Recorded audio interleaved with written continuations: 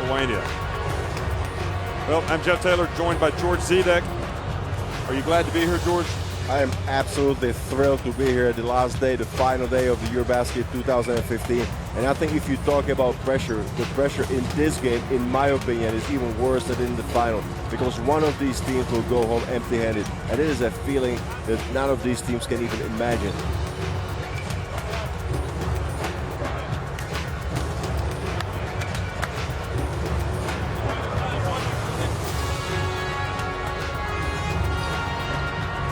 Good afternoon, everyone. You are looking live inside the Pierre Mauroy Arena here in Lille, France. It's the battle for third place at Eurobasket 2015. It's between Serbia and France. The Serbians, having fallen in heartbreaking fashion to Lithuania, being introduced to the crowd, a team that finished runners-up to the United States at last year's FIBA Basketball World Cup.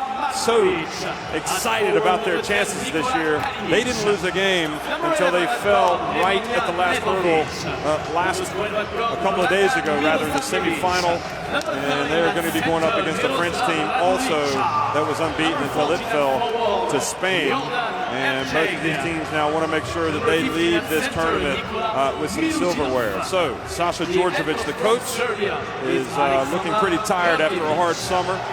And he's going to give it everything, just like his players. For these people right here, they have traveled a long way to watch their team play.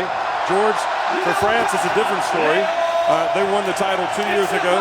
They fell to Serbia last year at the FIBA Basketball World Cup in the semifinals, but bounced back to get third place and a spot on the podium.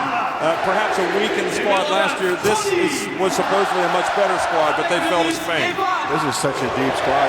As you said, both of these teams went into the semifinal undefeated. I think that just speaks volume. Both of these teams saw themselves in the final, but just couldn't finish a game against Spain or Lithuania, respectively. I think that this is really a high-pressure situation if you're a host, and we have seen a phenomenal Eurobasket 2015 here in France.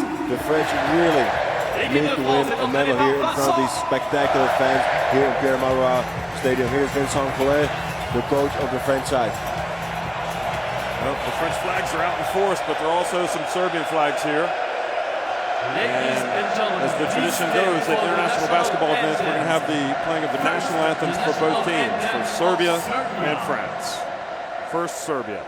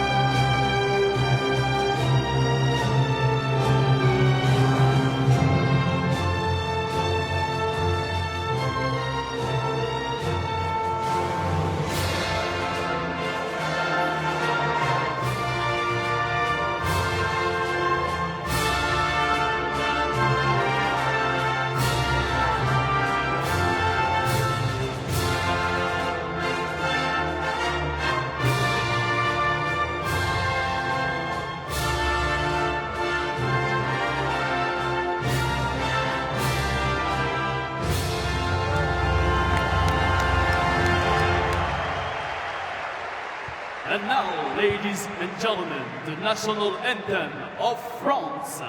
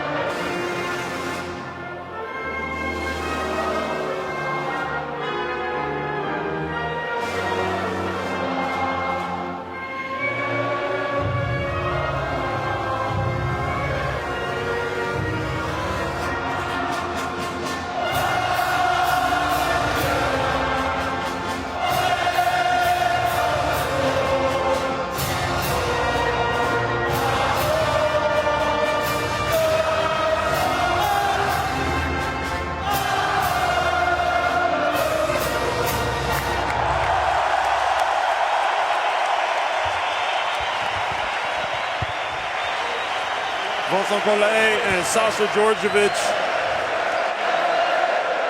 say hello, the players as well. It's time to put the disappointment behind them and come out and to play for a medal. The referees for today's games from Greece, Germany, and Portugal, Christos Christodoulou in the middle, Robert Lodemoser on the right, and Fernando Rocha of Portugal on the left. Well, George, we're going to have a look at the rosters, and France and Serbia clearly are deep rosters. Extremely deep rosters. I think that you can pick almost any name that from the roster of Serbia. I would go still with Milos Teodosic. He's the point guard. Many things start with him. He's the leading assist man in the whole tournament. Milos Teodosic had 12 points and 3 assists only. I say only because he's leading with average close to 10 assists per game. So I think Serbia needs a lot of positive energy and leadership from him. Teodosic, Stefan Markovic, Marko Simonovic, and Nemanja Bjelica, Miroslav Raduljica in the starting lineup. So Simonovic perhaps the surprise in that starting 5. I'll give your thoughts on that in just a second. For the French, however, they have been going with the same starting lineup at first, their roster. And Nicolas Batum up top hit some big shots overnight. I'm sure he felt like he was doing enough to get his team over the hump, and it just didn't work out. I mean, he scored a spectacular three-pointer to tie the game close to end of regulation, but just couldn't do it all for Team France. He is in the starting lineup again with Boris Dio, Rudy Gober, Tony Parker, and Nando De Colo. Parker, a disappointing semifinal, I think it has to be said, against Spain. He had it as one of his most difficult games in the French national team jersey. But you know what's important for me? The energy that the players are getting from the fans. There is absolutely no disappointment to be felt here from these fans because they're up on their feet. They were singing the national anthem, a spectacular atmosphere. So I think that this is going to transfer to the French players. They can really feed off of that. So, local youth has the honor of getting the game ball and presenting it to the referee, Christos Christodoulou of Greece. And we are just about a minute away from starting. Nando De Colo and Milos Teodosic. I don't think there's been a better player for France at this tournament than Nando De Colo. The consistency is there with Nando De Colo, and if you look at his body language and the posture he comes into the game, he just really wants to do everything in his power to win this game. But at the same time, the leadership by Milos Teodosic has been also incredible. He is not shooting the ball so well in the tournament, and he has switched his game to be passer first and shooter second. That tells you so much, how much he has developed, how much of a great player he is, that he understands that he needs to do something in his game change so he can provide more for his team. George, they're listening to this all over the world. In the U.S., in Spain, everywhere. In Africa, you know why? Because these are the best, some of the best players in the world here in front of us. Vincent Collet, under a little bit of pressure. He was really harsh about the officiating the other night. And hopefully that was just a heat of the moment thing. Sasha Djordjevic was very complimentary of Lithuania for the way they played. And, you know, these are huge moments for these teams, and we've seen it, the disappointment, but again, it's time to put the disappointment behind them and come out and to get a medal. They have to, and I think that if you watch and follow Eurobasket 2015, you have seen always close, incredible games to the last moment. I expect another one today at their game for the third place. Good afternoon, everyone. We're in Lille, France. It's the Eurobasket 2015 battle for third place, the bronze medal. And France in white, le bleu, win the opening tip. Serbia wearing the red will be defending. France attacking the basket to your right of your screen, and right on cue, Mr. Consistency for France, Nando De Colo starts off with three. You spoke about him. He stepped right into the shot and knocked down the first three-pointer. Important for France to get off on the right foot. So Simonovic in the lineup, turnover here. Bjelica stepped out of bounds. So what is the thinking here, do you think, with Simonovic starting rather than Kuzmic? He's one of the more experienced players. He's playing professionally here in France. As you see, Bjelica stepping out of bounds. I think that the toughness come there with Simonovic, and he's got assignment defensively there against Batum. This is the reason he's Sasha Djordjevic. So also Raduljica in the starting lineup. He had been coming off the bench, so he's been switching half and half with Ogi and Kuzmic. So I think that this is just the draw that he got today. So Boris Dio back to De Colo. And De Colo has it taken out of his hands by Bjelica, two of the star performers. In fact, they were all EuroLeague performers last year, weren't they? Well, Bjelica is the reigning MVP of last season's EuroLeague. De Colo, the CSKA Moscow, great season as well. Here you see on the post-up, Radulica, he's been so consistent in the post-ups. If they can get him the ball on the inside, he's going to have a more difficult time against Gober, but he's been really effective in the tournament, using his body. And it goes, and Nando De Colo takes the pass from Dio. I saw Boris Dio, to me, the best passing big man in the post.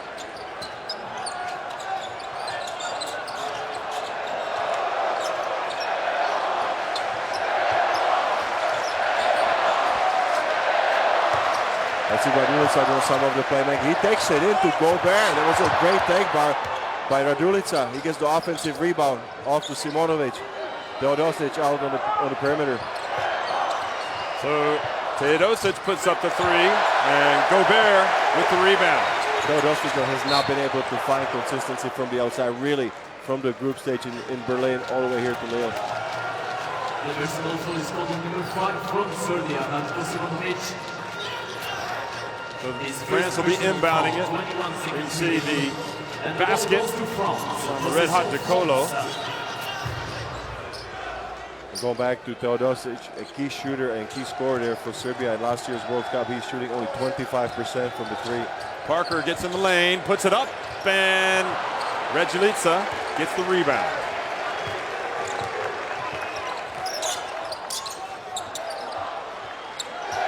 Teodosic puts it on to Simonovic. Now Teodosic on the baseline, and again, is that 3 seconds? Somebody stepped out of bounds. Okay. Might have been Simonovic, who got kind of intimidated there by the presence of Rudy Gobert, so he passed it up to Teodosic. Simonovic is not vertical enough to finish around the basket against big players like. There's not going to be too many secrets between Teodosic and De Colo, are there? Batum on the baseline. And Radulica with the board. Teodosic and De Colo, teammates at CSKA Moscow. A great matchup here to watch. Bjelica, long jumper. And Batum gets it. And now soars in, puts it up, the follow. And Gober couldn't get it in. Teodosic tries to avoid the tactical foul that was committed by Boris Dio. And Dio is able to stop the fast break. Quite possibly a 360 slam dunk. We'll never know, will we? If you speak about Bjelica, I thought that he has spectacular entry to the tournament with first 2 wins against Spain and Germany. He thoroughly led the team, was shooting on key possessions, but just kind of drifted off ever since here in the elimination phase. Radulica, the no look over to Bjelica. It's inside. Teodosic, mid-range. Now Bjelica taps it into the hands of Tony Parker, and he's fouled by Markovic at midcourt. We've been saying this the whole tournament, and the players are doing their job perfectly. This is what the coaches ask them to do. Look at it right here. Parker just off to the races to the fast break, and he's immediately fouled tactically there by Markovic. I know you are not a big fan of this. Yeah, the argument is, does the tactical foul like that kind of ruin the game from a fan perspective? And I know that that'll be a topic of conversation moving forward. Maybe a change will be made. There's De Colo. And this time Bjelica grabs the rebound. This is so dangerous there for France that De Colo and Parker just can go 1 and 2 interchangeably. Now Radulica being pushed out off the low block there. He kind of went down pretty easy. And he's a big man. Look at Radulica just getting pushed off there, but this is a foul. And the referees have been calling that with great consistency. Anytime you put 2 hands on the opponent, you are called for a foul. And 2 fouls on Boris Dio, Teodosic. Rudy Gober with another rebound. Tony Parker gets into the lane. Ooh, looked like he had steps. And they call a foul on Serbia, but it didn't look like Tony Parker walked, and Sasha Djordjevic is beside himself as well. Let's see the replay. I think Tony Parker had an extremely tough game there in the semifinals. Just to really find his rhythm. That was bad. Tony Parker catching a bit of a break there. I look at the support of the home crowd. They are just chanting, Tony, Tony. They just really want to see their star player finding his rhythm. It's a great point, George. You know, some of the fans were in such a disappointing mood the other night after the game. They just felt bad for Tony Parker that he hadn't been able to experience the ultimate joy here in front of the hometown fans, or the home fans. Pietrus, another of the French veterans, Bogdanovic. Now he's trying to keep the ball away from Majalica. Batum helps out. Simonovic gets it and drills it. Look at Marcus Simonovic getting the start and being effective. The ball just kind of bounced to him, but he's able to knock down the three-pointer.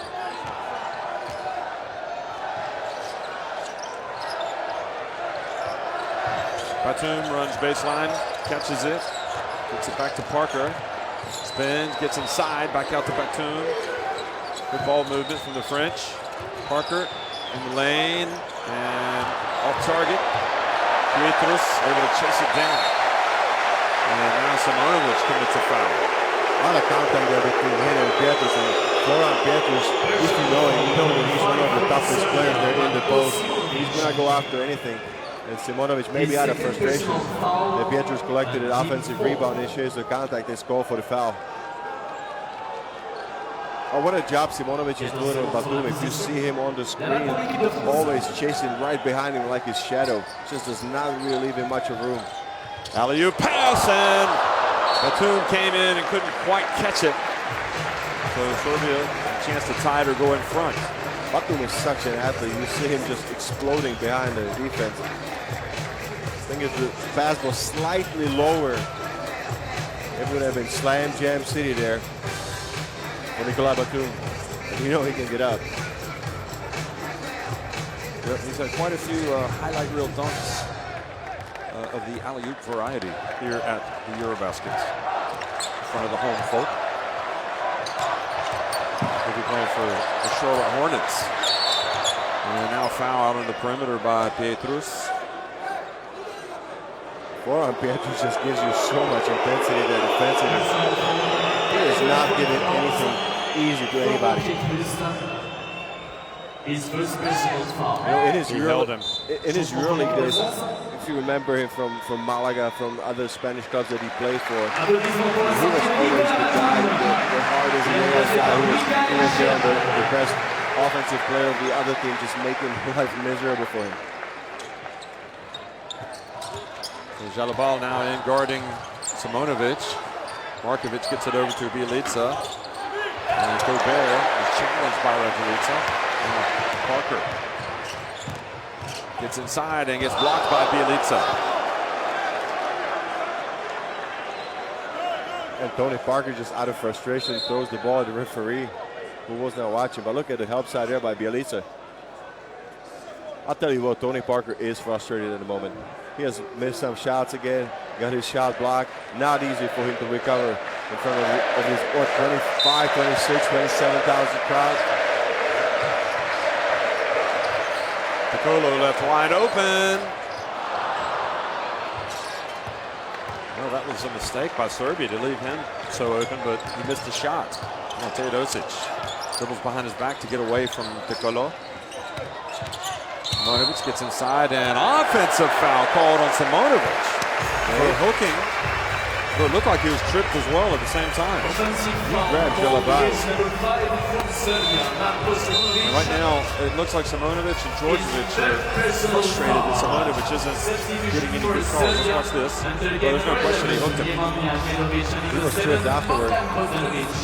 It was better safe than the other angle, but even here from the back, you can clearly see right hand of Simonovic wrapping around Jalabal. If you talk about Jalabal, what an entry he had into the semifinal. And maybe there was the talking point. That's a technical foul now from Robert Rollmoser on Djordjevic. Just too much. Well, Djordjevic is not benefited from any calls without question. Now that last call was correct, and he was chirping about it, and the referees have decided we need to call a technical here.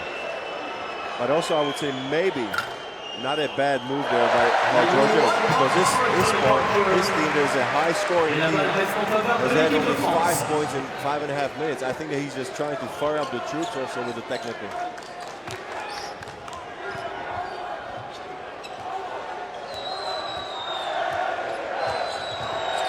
Gober sets the pick, and now a foul called on the Bogdanovic, and the more fouls that accumulate for Serbia, you can start to. It's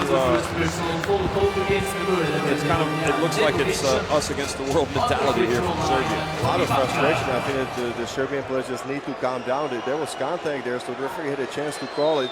Just have to play smart basketball. 6 fouls called against Serbia. Now Parker at the line. Now, the other night, France didn't take any free throws in the first half against Spain. And that was, I think, one of the criticisms from Paulet.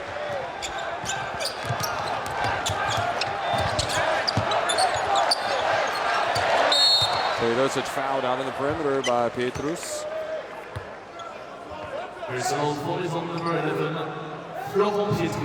Look at the taker against Pietrus here. Teodosic is so smart. Anytime that he sees a big man, which means mismatch, because he's a lot faster, he's going to try to take advantage. He may immediately draw a contact.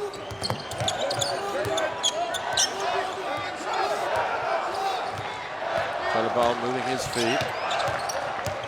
Bjelica gets inside, puts it up off the glass and in. That was a tough shot. That was a tough shot. It tells you how skilled Nemanja Bjelica as a 4-man, 2'8", centimeters tall player what he can do with the dexterity on the ball on the floor.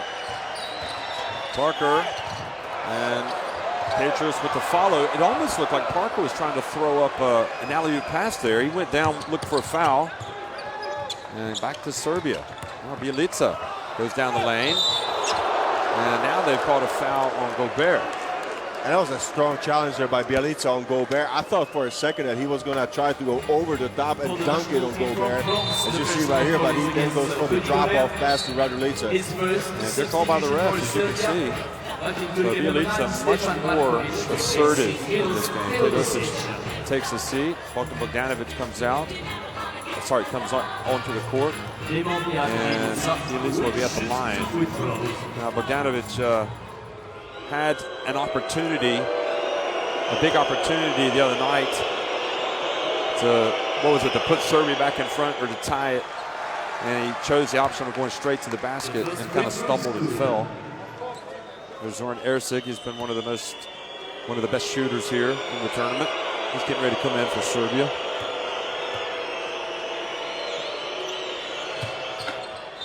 Bjelica makes the free throw, so it's back to 10-9.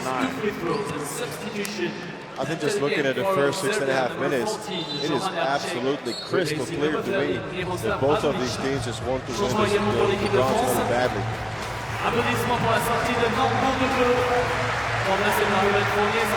there wasn't any question in my mind that they wanted to do it. You see Geoffrey Lohan checking in there, first time at center spot here for France. Parker takes a seat next to Gober. Evan Fournier also into the game.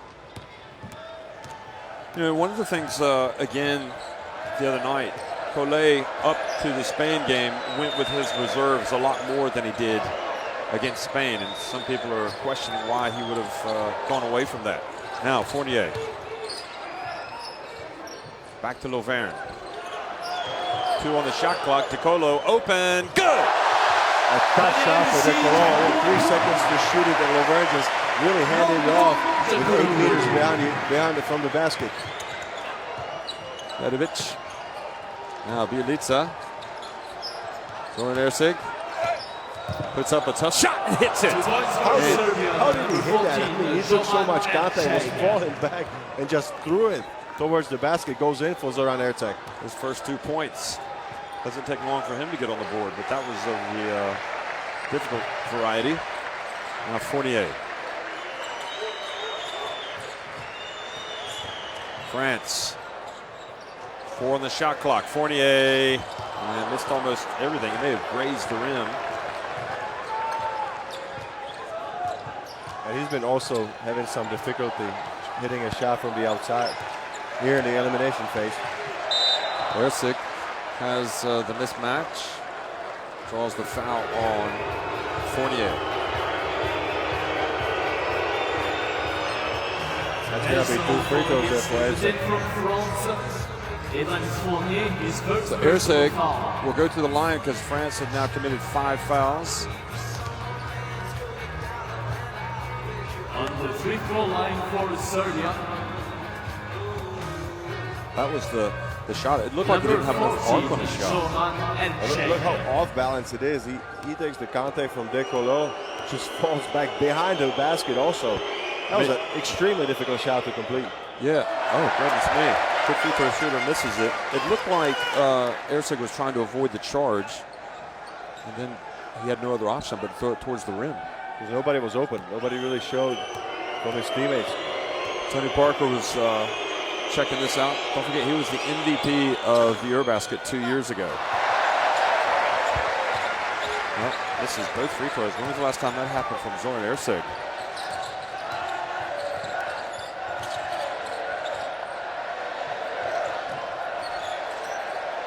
Jalabal now inside to Laverne. Now he's posting him up. And Decolo puts up another 3, grazes the net, but then Jalabal hits with a putback. He's a great athlete. He just rolls there for the offensive rebound. And if there's talk about one more thing about the semifinal, is that Jalabal should have gotten some heavier minutes, some more minutes on the floor. He had a really good game. Well, he's been arguably their 3rd best player at this Eurobasket. Definitely one of the top 5. Bielica from the left. So the shot's not falling right now for Serbia, but they are getting some good looks. Lovern. And draws the foul on Erceg. And we've been pretty impressed with the play of Geoffrey Loren. You see him here on the drive. I mean, he's been aggressive, just making some tough post-up moves, using his body, his strength here. He puts it on the floor. He's been attacking a lot. He had a difficult game because he had to go against Pau Gasol of Spain in the semifinal. Here was the 3-pointer, and that was missed by Decolo, and the offensive rebound by Jalabal. But I mean, let's talk just briefly about Pau Gasol scoring half of points of Team Spain in the semifinal.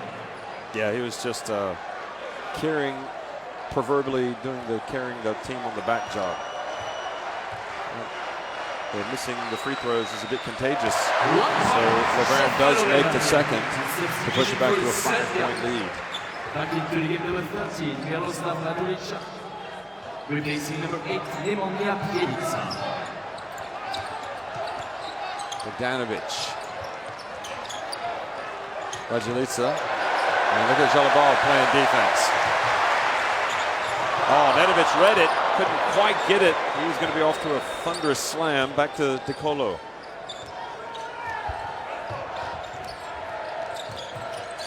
Decolo's pass this time is intercepted. Now it's a 4-on-2 break.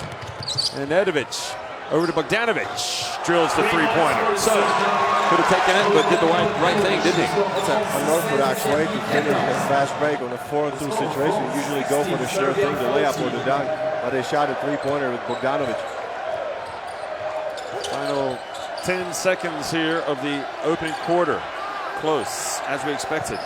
Lovern puts up a jump shot off the front of the rim, and Evan Fournier got the rebound and put back. And now the push, however, called against France. So that gives Serbia 1.7 seconds remaining. And Fournier caught with the push, so he now has 2 fouls. And clearly this is a situation that we spoke about before. He puts 2 hands on Bogdanovic and extends that. So that's a really easy call for the referees to make. Again, I have to say they've been really calling that with great consistency. And that is a huge call. Because it puts France, well, it puts Serbia right at the line.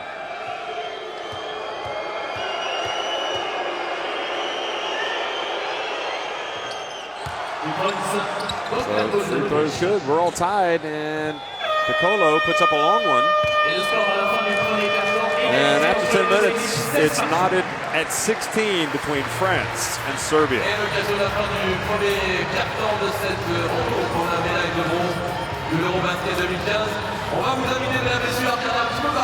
Well, both teams below 50. I mean, Serbia really struggling. Look at that inside the arc.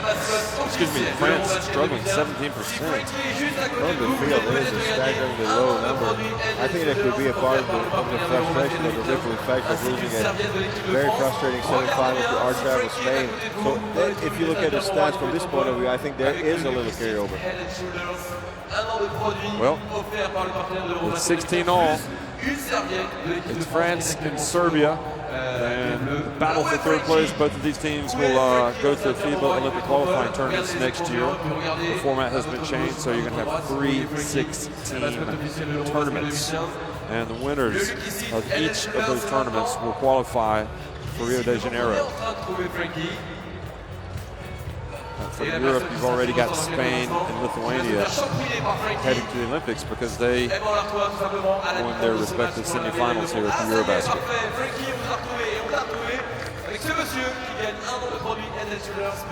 Une serviette de l'équipe de France qui est actuellement sur le banc. Les Bleus, monsieur, on vous retrouve à la mi-temps du match tout à l'heure. Merci Frankie, mascotte officielle de l'Eurobasket 2015. À tout à l'heure. How would you look back, George, real quickly at Spain, at France's performance against Spain? Do you think they have any regrets about how they approached the game? Well, I think that, of course, if you watch the tape and you have the hindsight, I think they do have some regrets.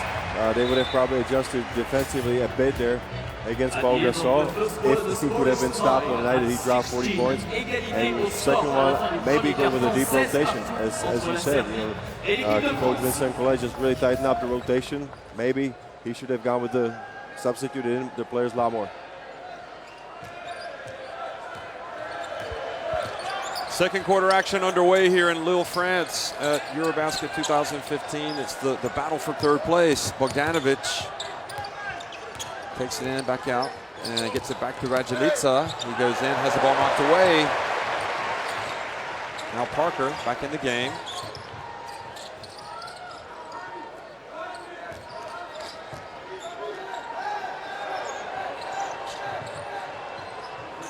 Parker comes up to receive it now. 8 on the shot clock. Looks like Parker's trying to shift into a higher gear here. Boris Dio. And they're not going to get the shot off. So good defense from Serbia and poor execution offensively. There was, I would expect at 16 tie going to the second quarter after the huddle for Tony Parker to be a bit more assertive on the first play of the second quarter. Well, it looked like he was. He had an extra bounce in his step, but then he passed it.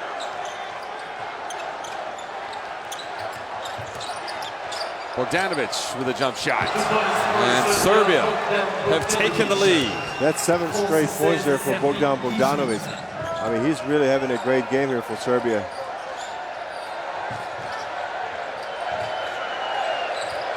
Now Parker gets in the lane, passes to Fournier. He had to save it, got it back to Parker, and then Parker nowhere to throw it. His struggles continue. Now Nedovic. Erceg. And the rebound to Raduljica. No look over to Bogdanovic. That's who you got to give it to. He's the player who's red hot. Here he is, and gets inside and puts it up and in. That is 9 straight points there for Bogdanovic. And if you talk about a player to carry his team on his back right now for Serbia, it is Bogdanovic.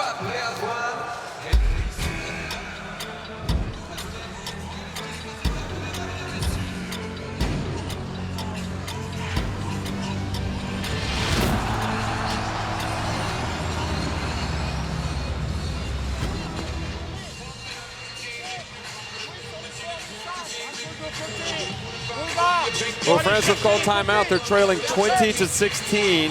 Bogdanovic on a 9-0 run. He scored all 9 points for Serbia.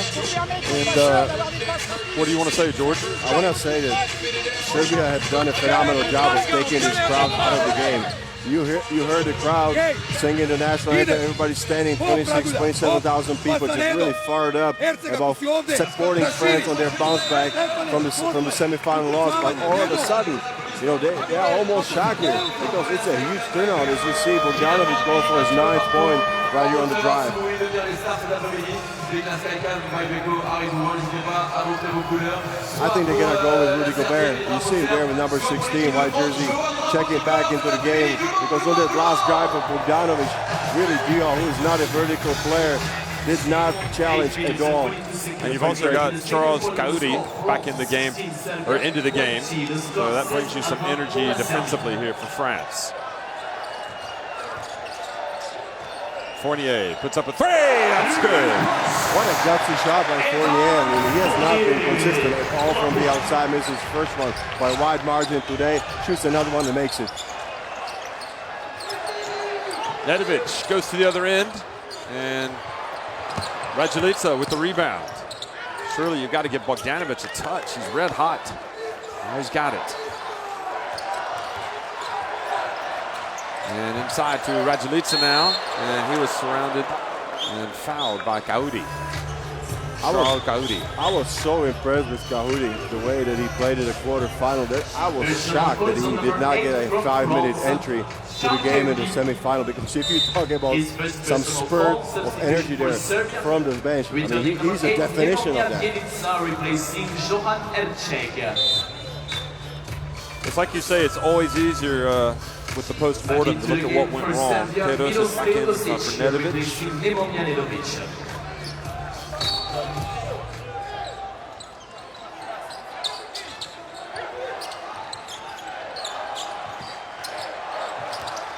Now Bogdanovic puts it down the deck, gets in and has Fournier take it away from him. So Fournier now making plays on both ends of the floor. And that was a strong move there by Fournier, just completely took it away from the hands of Bogdanovic. That is not easy. Bogdanovic is not a small player. Look at the take right here. It just takes it.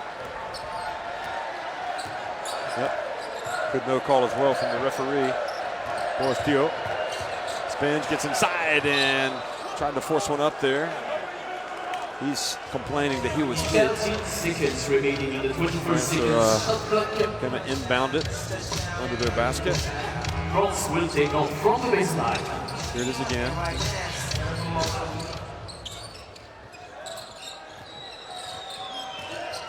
Parker goes inside, puts it up and in. Oh no, he didn't get to go. Are they going to count it? Goal interference. I think somebody hit the rim from the Serbian players. If Raduljica, so they're going to count that. You can go for the ball, but you cannot interfere with the rim. Right here, you see that? You cannot do that. Yeah, we discovered that Mr. Bielitsa likes to hit. Oh, Rudy Gober reaches in and takes it away. And then Rudy Gober goes up strong, and there on the follow, was it Fournier or Gaudi? I think it was Fournier. Boy, Fournier and Rudy Gober, as well as Parker, much better for France coming out of the timeout. They're now on a little bit of a run. 7-0, timeout Serbia.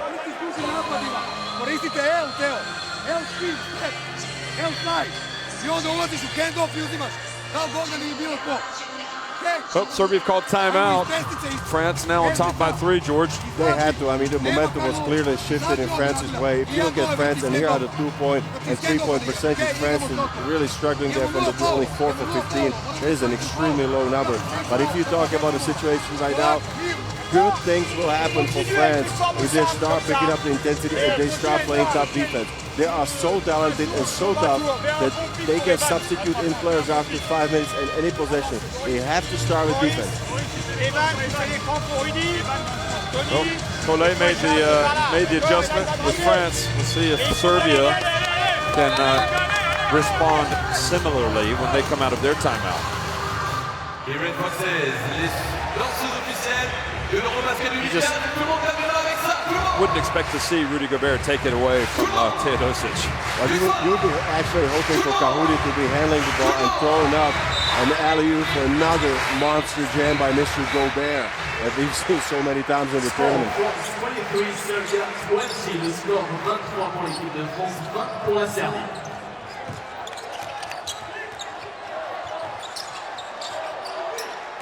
Bogdanovic draws the foul. So that might be 3 fouls on Fournier. It is. So he's going to have to come out. And in the last couple of games, in the quarterfinal and the semifinal, Evan Fournier has really had issues with foul trouble. He needs to tone it down and not be so aggressive on the ball. It's a fine line sometimes. We saw him take the ball off of Bogdanovic. Markovic drills a three-pointer. He's a spot-up shooter. He's not going to create a shot for himself, but if the team gives an open look and sets up the shot, he's been pretty effective.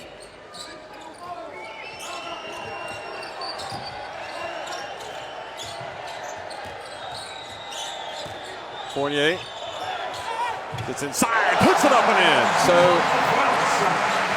you almost wonder. No, he is going to bring Batum in, but right now Fournier's on the court trying to make the most of his minutes. Now they're going to try to get another one on him.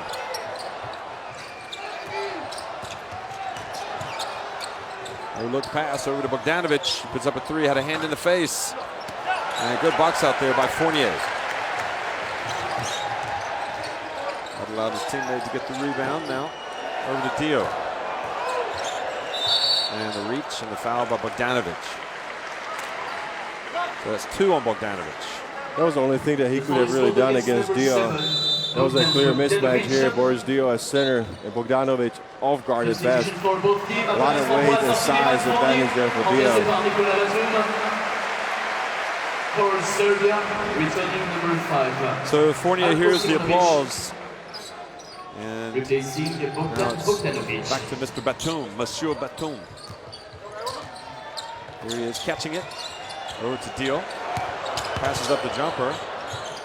Passes it to Parker. 2 on the shot clock. And difficult shot for Tony Parker. Couldn't quite get to go down. Cody missed with the putback. Now Teodosic. A bit long, and Cody trying to get the foul on Majalica. Passes it over to Dio. And how strong was that rebound by Cody? Oh, and the dunk from Rudy Gober. That was a great pass to the inside, and Rudy Gobert just skies up in between 2 defenders, slams it home. He's so tall and powerful when he gets close to the basket.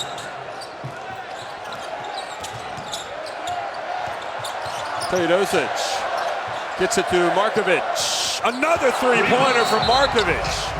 Well, he emerges. And he's just pointing to the bench. Yeah, I am ready to play today. 26. I called him the unsung hero before the semifinal, and he just does not, in my book, doesn't get enough credit. Today, he brings some offense. Other games that you saw in the group or the elimination phase, he's always been there for Serbia as far as defense. Getting the tough steals. He had 11 points in the quarterfinal win over the Czech Republic.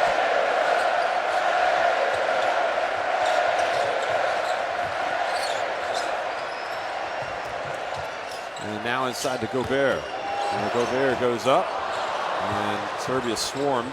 Now Bjelica up ahead to Erceg. And he beats France up the floor. That's simple basketball. You get the rebound, you look to run.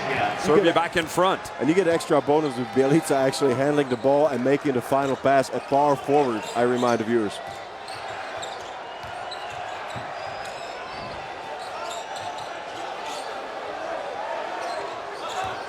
Pass to Kaudi. Serbia clogging in the middle there. See Kaudi. And he gets the rebound, goes up strong and puts it in. He's staying with the ball. Bogdanovic after the shot was taken absolutely did not box out Kaudi. He collects the offensive rebound. 29 Serbia, 28.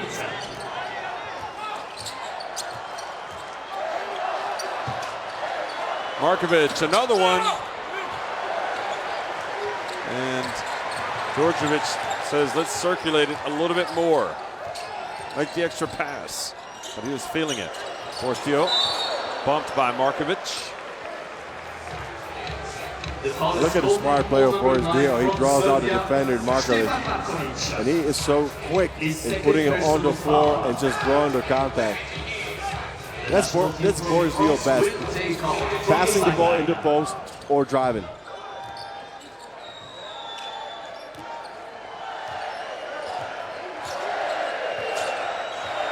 Parker for three. And the tip from Boris Dio. A bit of a luck on that play, I must say. Just a little. Let's look at the shooting percentages here by Tony Parker, 1 for 7. Ersig for three. France with a three-point lead. Tony Parker takes the contact from Teodosic. And on Teodosic now, that's his first foul. Yeah, so Parker's still not shooting it well. And Serbia going to call timeout.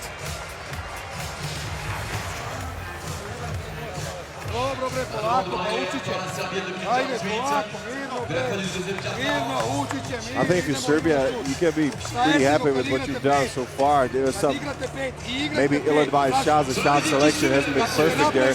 But I have to say that the intensity, the way they have circled the ball on most of the occasions is good. The only thing that you have to be considering, you saw the stats there before, was the rebounding. It's 20 to 13 in favor of France. And nine of those rebounds for France, offensive rebounds. So you really have to focus if you have the big bodies like Radulic or Kuzmic, if they're going to get on the floor, or the long arm players like Bjelica, they just really have to focus on boxing out when the shot is taken. They cannot look for the rebound. They have to box out first. Parker trying to get it. Now watch this tap. He just kind of put his, I mean, that was like, just going to try to hit it towards the basket, and it went in, and that was the end result for Serbia. Now, did you see Bjelica? He did not have contact with Dio. If he would have had the contact, maybe this would not have happened. It is about really turning and finding your player. You have to find a player to box out. France got so many good athletes that you cannot just go for the rebound. Colo comes into the game. Tony Parker takes another seat. Parker has played 14 minutes. He's got 7 points, 5 of those coming from the free throw line. And Markovic commits to foul a long way away from the basket. And that means free throws for France. And that's a foul number 3 for Markovic. And he's the toughest defender on the perimeter.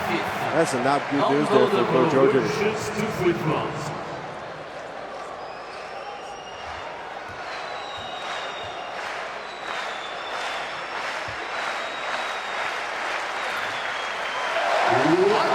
Let's see if Djordjevic leaves him on the floor. Now I think he's got a communication with the assistant coach, and he's just shaking his head. So what? I mean, he's got 3 fouls, but I need him. Now, Nedovic's going to come on the floor. Bogdanovic comes in for his top defender. Bogdanovic is a good player, but sometimes his decisions in open court have been questionable. He brought Djordjevic asked him when he came out of the game if he had touched him, and he said no. So this Serbia team just has to fight through the adversity here. They're down by 5. 2 players with, and now an offensive foul called. What was it? It was Teodosic against Gaudi. Gaudi's playing some tough defense on Teodosic. Maybe Teodosic just lost his cool in that situation.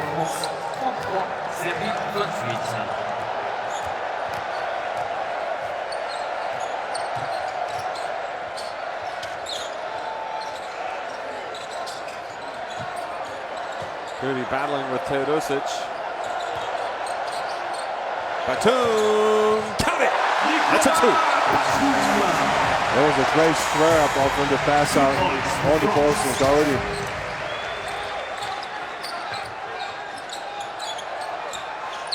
Nedovic out to Ersig. And the game's starting to get away from Serbia just a little here in the final 2 minutes of the first half.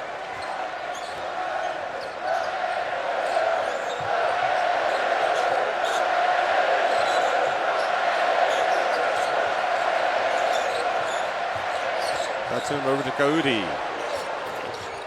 And Gober for the follow. And Djordjevic is just livid with Nedovic that he did not box out Gober, who was going there from the weak side. You have to box out. Again, there was nobody absolutely putting a body on Gober. Kalinic going to come in. And a foul called on France. Kalinic seems to have, as you look at Kaudi, Kalinic seems to have kind of fallen in the pecking order here a little bit for Serbia. He comes in now for Nedovic. And if you got such a tall player like Rudy Gobert, I mean, you have to watch out where he is on the floor. Now foul called on Batum. So one more, and Serbia will have free throws. The story on the boards, you see the replay of the last foul, the reach in by Batum. 22 rebounds there for France and only 13 for Serbia. And as you said, 10 offensive rebounds for France. That is a huge problem.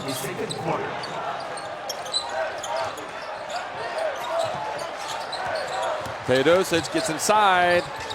Saw the block coming, so passed it back out. Now Bogdanovic over to Bjelica. He gets it inside to Raduljica, but just a split second too long for that play to develop. That was a very unselfish basketball, but too bad for the Serbians. They did not have 25 seconds to finish that possession. Well, it was Bogdanovic that made that pass to Raduljica. He's got to see the shot clock. France was scrambling. They scrambled well for 24 seconds, I tell you that. Well, this has gotten away from Serbia here in the first half. They're down 9. They could be trailing by double digits at halftime. Parker back into the game. Batum from the top. Well short. They'll get a 2-for-1 here if they hurry up. Teodosic. Bjelica, long one. Good! And now France call a timeout with 32.4 seconds left. So that was a big shot from Bjelica. Absolutely. Serbia does not want to go with double-digit deficit to the locker room at the end of the first half.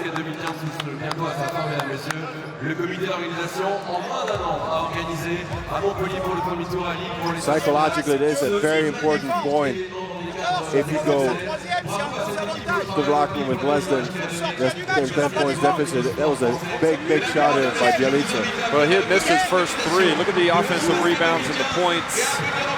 So that has really hurt Serbia. You can see 10 offensive rebounds for France, 10 points, and also look at the three-point shooting for both teams and the shooting inside the arc. And look at the number of the threes that Serbia has taken, 17. I mean, they have just relied, in my opinion, on the outside shot too much. Of course, you got Rudy Gobert that kind of shuts down the interior there. It makes it difficult, but still, Serbia just got to really be careful of not just falling back on their heels and just settling for the three-pointers. I want to bring out one more point when you see the replay of the three-pointer. When Kaudi was coming off the floor, actually, the stadium was chanting Kaudi, Kaudi. They just really appreciated the boost in defense that he gave the team. Yeah, I mean, look at the points, the margin, the lead grew while he was out there. I really like him. He's such a physical presence on the court, on the perimeter. He made life miserable there for Teodosic. So France about a 7-8 second differential on the game clock and the shot clock. Parker gets inside, puts it up, tough shot. Now Teodosic, another opportunity, and it just isn't happening for Tony Parker. And the Serbians just played it smart because they backed away from him in the last moment. Because he likes to draw the contact. 5 seconds now in the half, no look pass. Kalinic bumped, and that's free throws. So 2 free throws coming for Kalinic. And it's the same situation like at the end of the first quarter where the Serbians drew the foul with 1.5 seconds left in the first quarter. Now they do it with 2.7. So that's a smart execution by them. Back into the game, number 11, Excellent game management here at the end by Serbia, and not so good for France.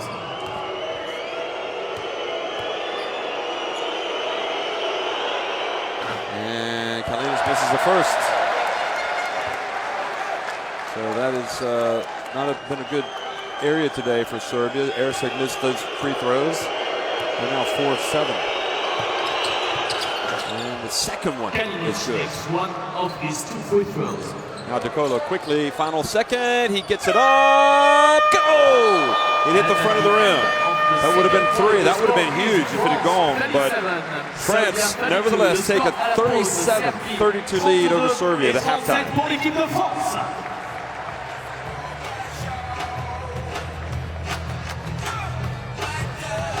Well, 37-32 is France's lead. We said before, Serbia cannot rely only on the outside shot. Really, for my taste, 17 three-pointers taken in the first half. That is a very big number. They have to talk about the rebounding in the locker room. They cannot, again, give up that offensive rebound in the second half if they want to have a chance to win this game. This is going to be a crucial factor. The energy that you have to spend to play defense, and then you give it up for a second chance points. That just deflates the team. You saw the 9 points from Bogdanovic. He had that 9-0 run, and it's DeColo's 10 points that lead the way. So stick around for second half action. C'est le premier cadeau. Benjamin, une vraie serviette. Alors c'est peut-être celle de Tony Parker, c'est peut-être celle de Nicolas Batum, peut-être celle de Boris Diaw, on ne sait pas trop. Premier cadeau et première photo, une serviette de l'équipe de France offerte par Head & Shoulders, partenaire de l'Eurobasket 2015. Et le deuxième cadeau, Benjamin, c'est ce qui arrive ici sur votre droite. C'est 1 an de produits Head & Shoulders Fresh and Clean. Parce que vous êtes le Head & Shoulders de Kissy, vous avez gagné tout ça. La photo souvenir, c'est là. Head & Shoulders, partenaire de l'Eurobasket 2015. Et applaudissements pour Benjamin, mesdames, messieurs, s'il vous plaît. Allez.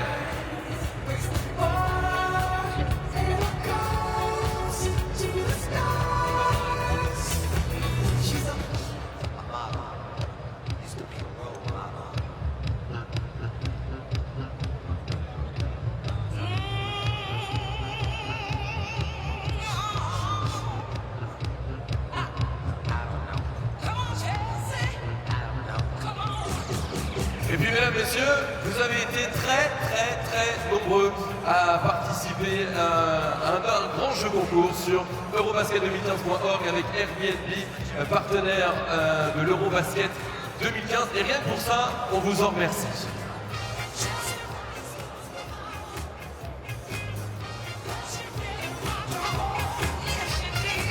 FIBA and its accreditation partner Airbnb have the pleasure to announce the winner of the Eurobasket 2015 Slam Contest. Thousands of fans have participated in this contest on the website, and Pierre Hamon is the lucky winner.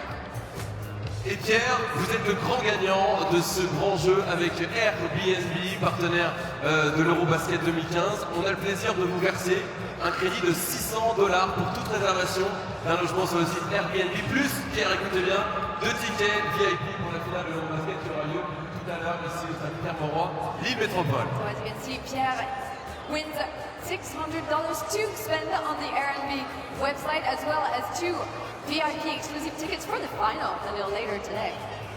Pierre remporte donc un crédit de $600 offert par Airbnb et l'Eurobasket 2015. Et puis, on vient de le dire, 2 tickets pour la finale de tout à l'heure entre la Lituanie et l'Espagne. Mesdames, messieurs, applaudissements pour Pierre, s'il vous plaît. Congratulations to him. Bravo Pierre. Merci Sandy.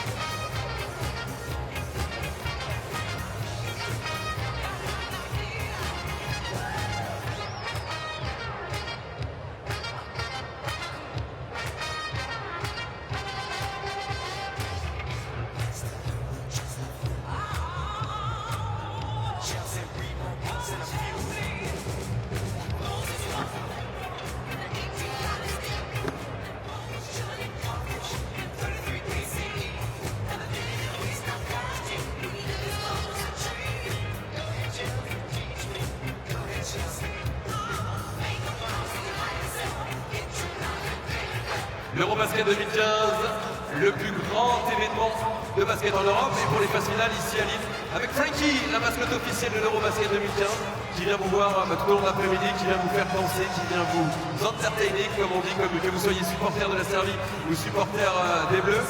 Frankie va faire le tour du stade Pierre-Mauroy à Lille Métropole. Vous êtes plus de 23 000 cet après-midi. Donc il y a du boulot, Frankie. T'es prêt? Ouais. Frankie en photo, aussi vous prenez en photo et vous partagez tout ça sur les réseaux sociaux, sur Twitter avec le hashtag Eurobasket 2015 ou sur la page officielle Facebook Eurobasket 2015. Le bel événement en France, on le vit ici à Lille dans la plus grande arène de basket d'Europe, le stade Pierre-Mauroy à Lille Métropole. À tout à l'heure avec Frankie.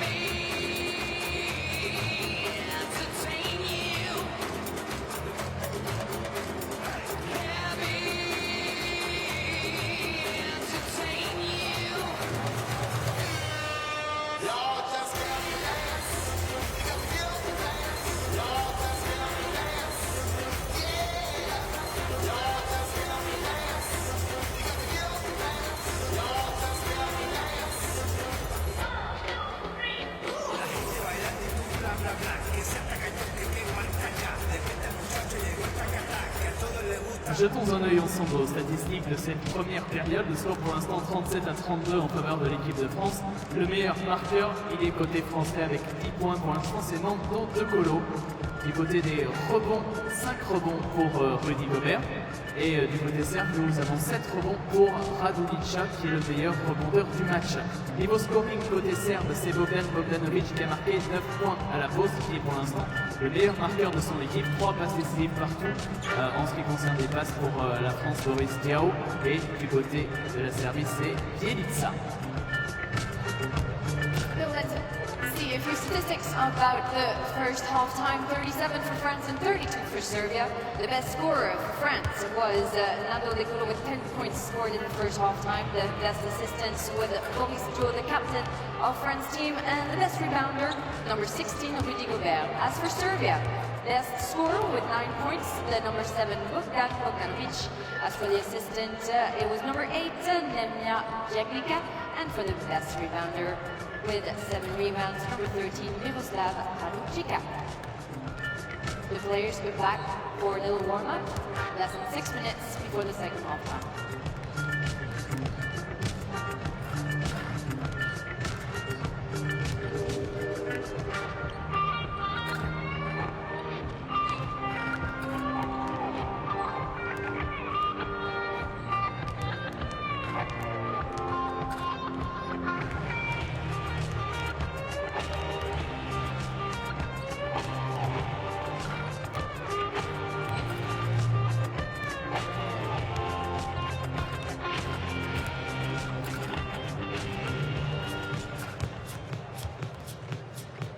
4 minutes 40 avant le début de la deuxième mi-temps. Les joueurs de l'équipe de France qui sont de retour sur le parquet du stade Pierre-Mauroy à Métropole.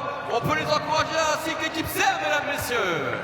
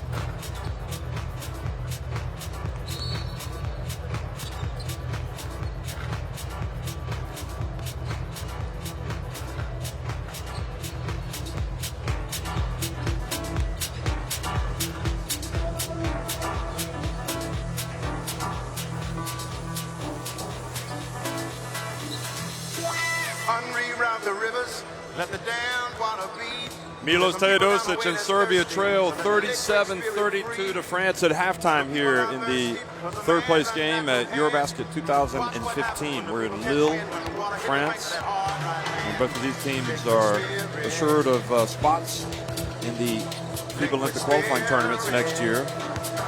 Had they won their semifinals, they would be playing the game later tonight.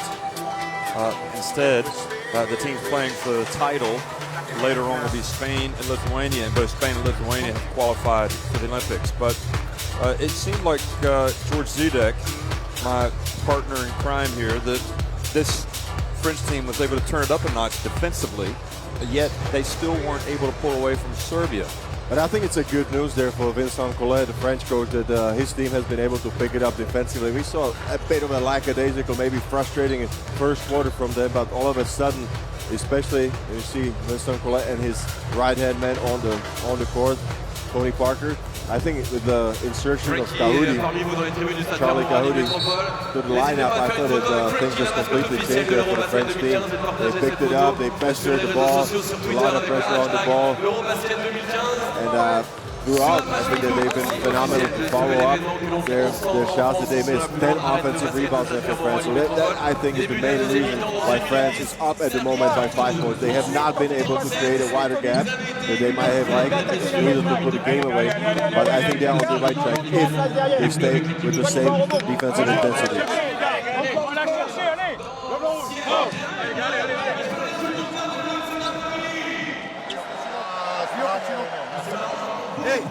Well, Sas Djordjevic, a great player in his day, now the second summer as the coach of this team. He would like to get to the podium yet again. He did it last year at the FIBA Basketball World Cup. I think most people would have said that Serbia were a little bit ahead of schedule getting into that final to face the USA.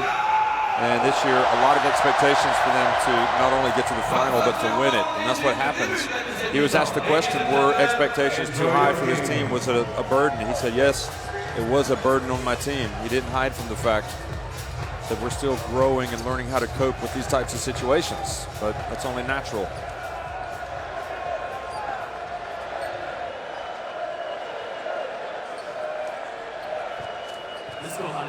France 37, Serbie 32. Halftime score, France 37, Serbia 32.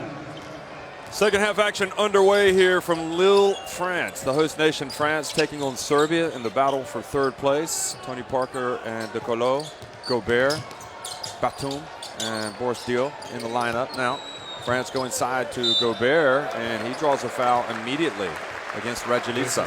That was a strong play by Gober. Parker was really looking for him to post up strong. And Raduljica, in my opinion, I thought at the end he was just trying to get away from him actually, but still the foul is called. But that's aggressiveness of Gober. He just put his shoulder down and then hearted Raduljica.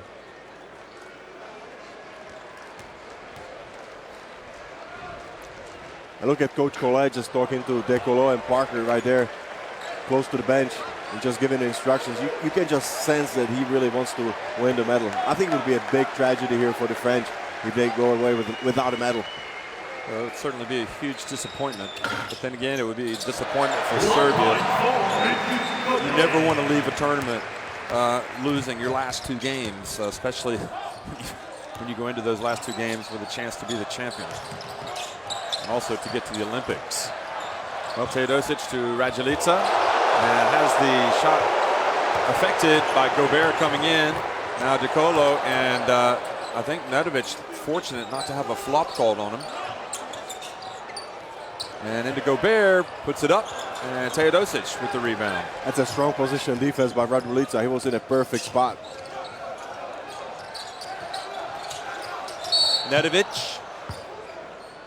Bogdanovic shot the air ball, but Raduljica was fouled by Batum. I thought he was actually hammered there by Batum. His second personal foul. I mean, he's just held there by Gober first. On the 24-second shot clock. This was the shot before that Gober just tried to challenge there by Raduljica. I wonder how many times Gober hits his head on the backboard going up for blocks. How big is this guy? I mean, his wingspan. They might have to raise the basket for him. Is that possible? No, Raduljica. I'm joking, of course.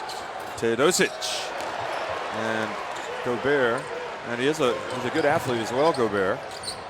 Now quickly to De Colo, and he lays it up and in. And that's the best basketball there for France that they can do. Just get the rebound with Gober, collect it, immediately go for the kick-out pass and run the floor. You got great athletes, use them.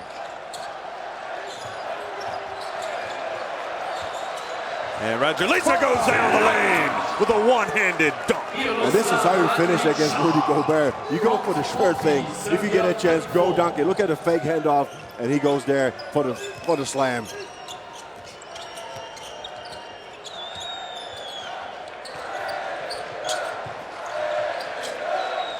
Batum gets it to De Colo, who again goes up, and oh, how about that for Razzle Dazzle? That was a tough shot because he was going with the right and he switched it in midair to his left, but it was flawless. Yeah, he made it look easy. The magician. And De Colo commits the foul, pats his teammate on the back. But I think you've been saying it since the group stage. That Nando De Colo is the most consistent player there for the French team. Ever since I talked to you first time. Look at him one more time right here. Oh, that is serious razzle and dazzle. Well, he's the only player with 14 points. I'll tell you that right now. He's leading this French team. Now, the turnover, Parker in the open floor, gets it to Batum. Now Dio spins, back out to Gober, and he puts it up, misses, follows the shot, and Bielitsa fouls Gober as he goes back up for the putback. And you saw Collet asking for the unsportsmanlike. How about it? Behind the no-look pass by Dio. You don't see the pass here, only the hard foul by Bielitsa. But I think if you're a big guy like Gober, you almost expect to get clobbered like that if you go for your miss. Well, he got a lot of ball that time with his arm and hand, but he also got a lot of Gober. And Gober's missed a couple of free throws today. Not a bad foul there if you're Serbia. Because that was a mighty high percentage shot there for Gober if he wasn't challenged. Well, Gober's in chance of Rudy Gober, definitely not Rudy Fernandez. And the miss, yeah, Bielitsa, so he misses both, and indeed it was a good foul. Bielitsa, that was his first foul, and only 2 fouls on Serbia. 8-point lead though for France.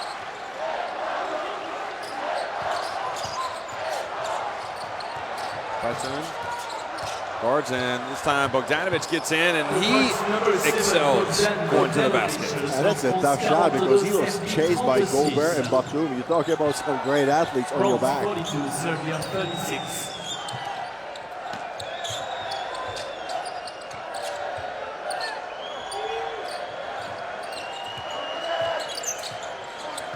Boris Dio. And he's taking it from the side, misses. Now Bielitsa thought about going all the way down the lane there, but Dio got back. That may be a little bit of penetration here. Goes right at Gober, passes over to Bogdanovic, and Gober with the rebound. Now Batum is able to avoid Teodosic and draws the foul. And you saw Tony Parker just really sprinting down the floor. You cannot see him on the left side, but Batum is able to split the defenders and draw the foul. I think Tony Parker is really trying his best to get into his flow. He's got 7 points, but he's shooting only 1 for 7. Yeah, he hasn't taken a shot in the second half yet.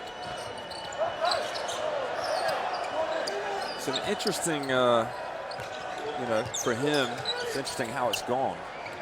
Batum.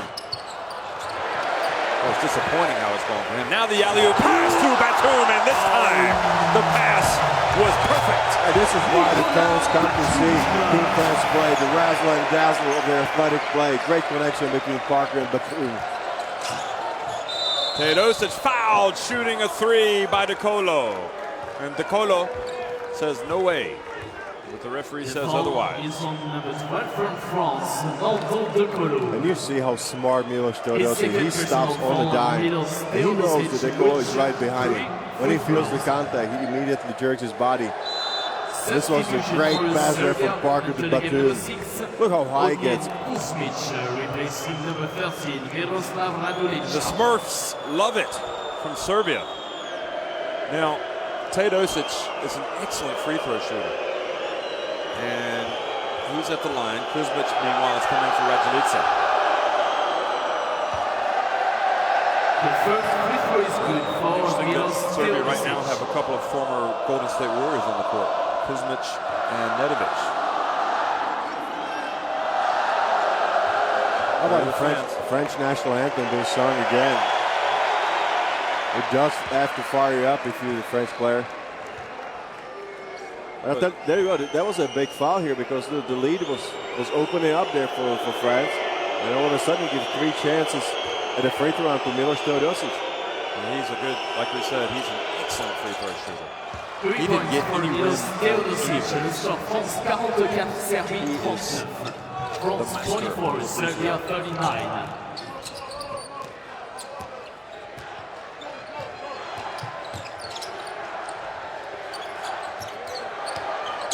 Batum backs up Bogdanovic. And Bogdanovic commits the foul. It was a third personal foul against Bojan Bogdanovic. He reaches in. Right there where he just made a move towards Team Batum. Serbia's 4th team foul in this quarter. Bogdanovic is replaced by number 5, Marko Bogdanovic Simonovic. comes out. And Simonovic comes back in. He's on Batum now. Dio goes up, misses. Kuzmic goes up with a rebound. Simonovic just checked in, the three-point shooter, and misses. And Kuzmic has the ball taken away by De Colo, but it goes out of bounds over to it'll be with Serbia. And look at the rebound. Kuzmic is a strong, athletic center, and De Colo just takes the ball away from him. Teodosic, and Batum gets it, hands it off to De Colo.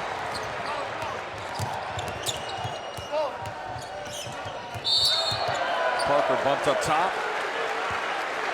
I'll tell you what, Tony Parker is really aggressive on the drive. You cannot blame him that he's not trying. He's giving so much energy, spending a lot of energy there on those drives.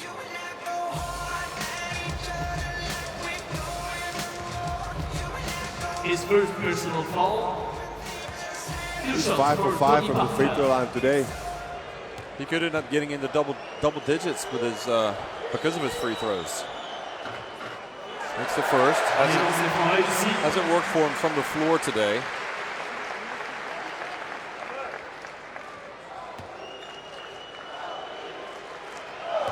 Look at that, 1 of 8 from the floor. It is rough for Tony Parker. Second one is good. France 46, Serbia 39. And look at the way he's playing defense. I mean, he's really staying in front of Nedovic. Now, Bielitsa drives in and has the shot blocked by Rudy Gober. Now, Batum in the open floor, puts it up and in. And look at Gober. He was actually running down the floor. And if that would have been a miss, he would have fouled it out. Great point, George. And with that, 48-39, France on top. Serbia called timeout.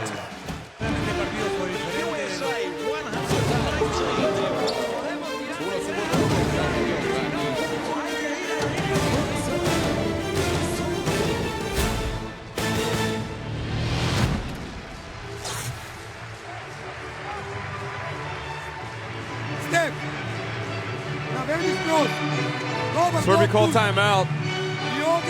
And right now, France just that little bit better. You can see the French points in the paint, 46% there for Serbia, but much less, far fewer opportunities. Much less than, I mean, Serbia had to just really settling for the outside shot. Here's the offensive rebounds and points off the offensive rebounds.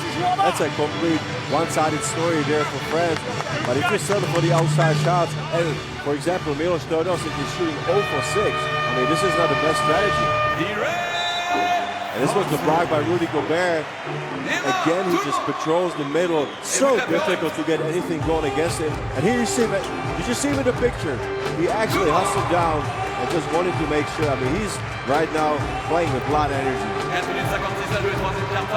Tell you what, the fans today have been huge for France. They've been right behind them as they try to bounce back from the disappointment of losing that semifinal.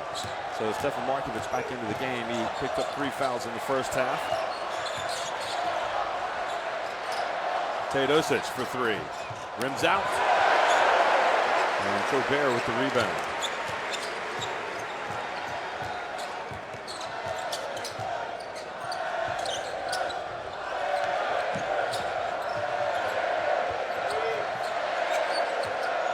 Tony Parker, Le Bleu is the chant from the crowd. Let's go France. Here we go, and the alley-oop, or rather the pass to De Colo. He puts it up off the glass and in. What a great shot by De Colo after getting the ball. He reacted just immediately. Teodosic. I will be awfully surprised if De Colo is not on the all-tournament team. Now, Bielitsa. And Batum goes up for the rebound.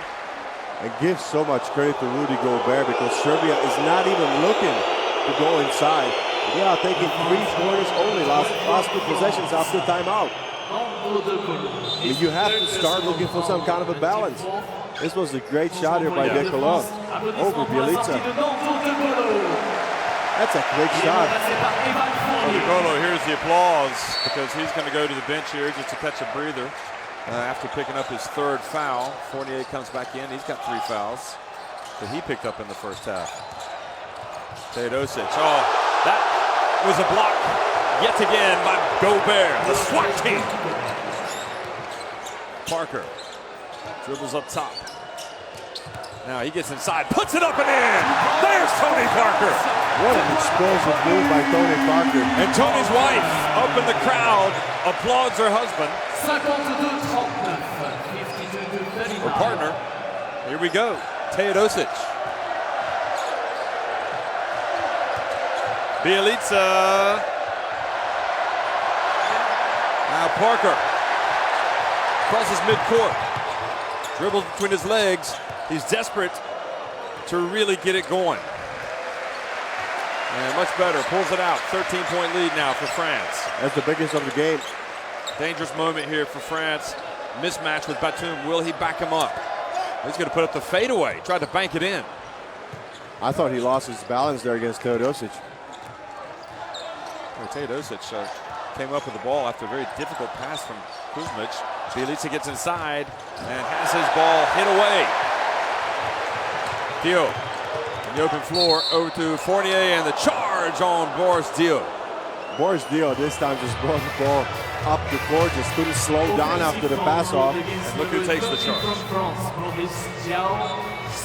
The unsung hero, the glue guy, the guy that you don't see on the stat sheet, Stevan Markovic. And it was the block on Gober. He was with his head in the rim. You are right, Jeff. He gotta watch out so he doesn't hit the head on the rim. Never had those kind of problems. Tony Parker hears the applause after that shot, and now he takes the seat. Again, haven't seen much of Jalabal. Wonder if he might get back in the game. There's 2.5 minutes to go here in the third quarter. Look at that, no points scored for the last 3.5 minutes for Serbia. And Batum just reaches up, takes it away, and Dekolo bats it ahead, goes out of bounds, but a foul called on Serbia. And all the coaches on the French side are just fired up about the defensive effort of their players. Look at that. Look at the hands. I mean, how difficult it is to pass out if you have such big players coming at you with their hands up. And Batum, to be quite honest, has just dominated that matchup since Bogdanovic went on a 9-0 run. Cruz coming in for Boris Dio. That's another defensive specialist there for you. How about Charlie Kahudi? You think we're going to see him? I think we will see Charles Gaudi. And Batum misses the first. We probably will see him again, and maybe Jalabal. Haven't seen much of Geoffrey Lovren. You know, we asked for a lot of players to be put into the rotation, but let's not forget only 5 players can play at the same time. That's true. Look at the fans. Anticipation. They want to see their team reach the podium.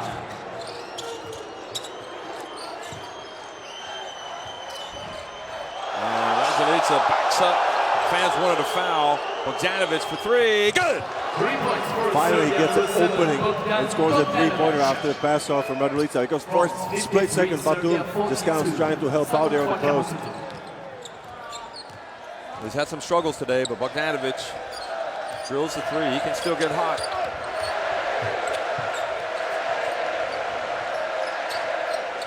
Fournier left open. Count it!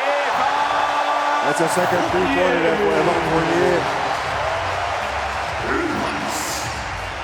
14 points to lead.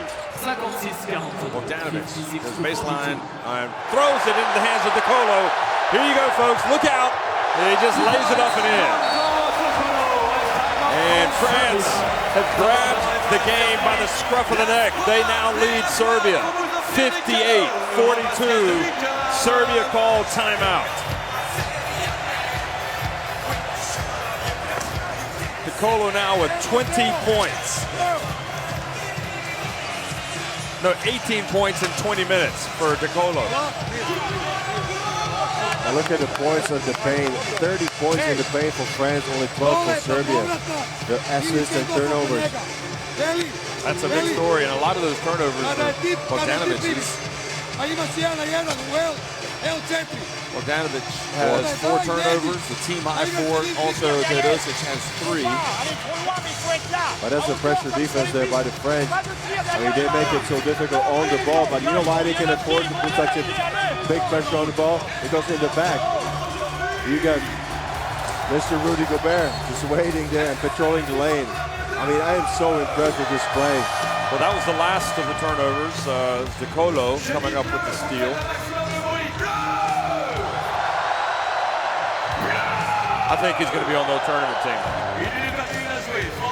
Rudy Gober is only 23 years old. At next Eurobasket 2017, I think we're going to see a monster.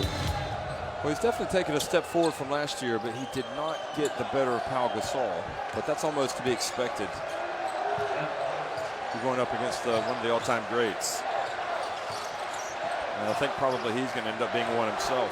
Gober. Loses his feet. Now, Bjelica. And Rudy Gober went up and had a hand up. He's going for the block. He's all over the place, Rudy Gober. It's like, you know, if the shot is going up close to him, he's going to challenge it.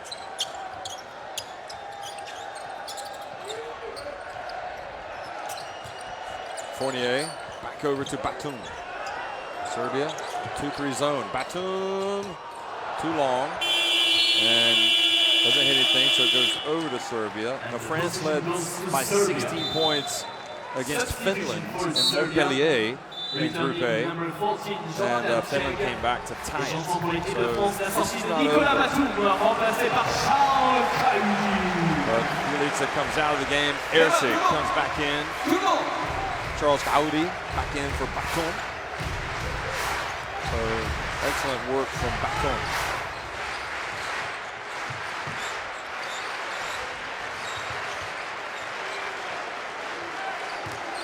Bjelica.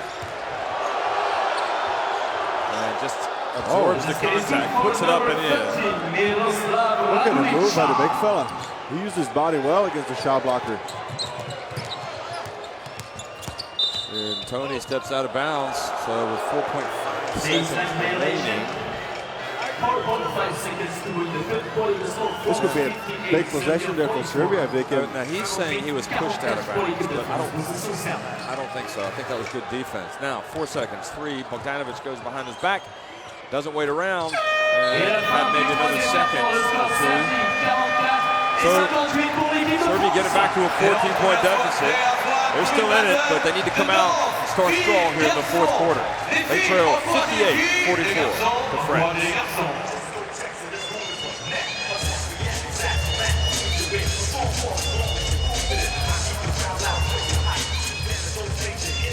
Look at Serbia just relying heavily on the three-pointer, but not much is happening in their department with 23%, only 6 out of 24.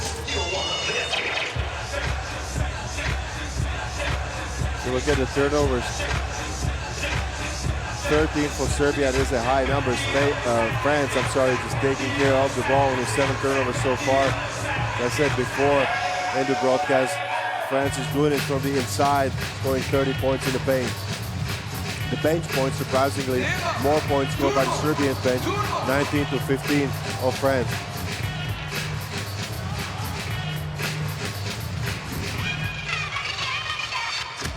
But second chance points that tell you about the tenacity and your willingness to go after loose balls, all in favor of France. 12 second chance points for them, only 2 for Serbia. Tony Parker's played better here, hasn't he?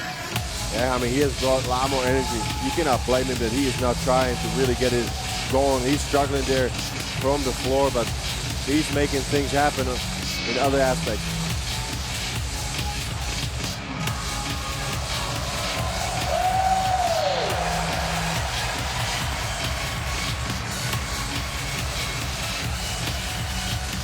Applaudissements, mesdames et messieurs, s'il vous plaît, pour la soirée. Bleu! Bleu! Bleu! Quatrième quart-temps de ce match pour la médaille de bronze de l'Eurobasket 2015. Serbie 44, France 58. Well, 10 more minutes separate these two teams from the podium. Who will it be? One of these two teams, rather. Nedovic gets inside, and his pass batted. He's trying to get it to Bogdanovic.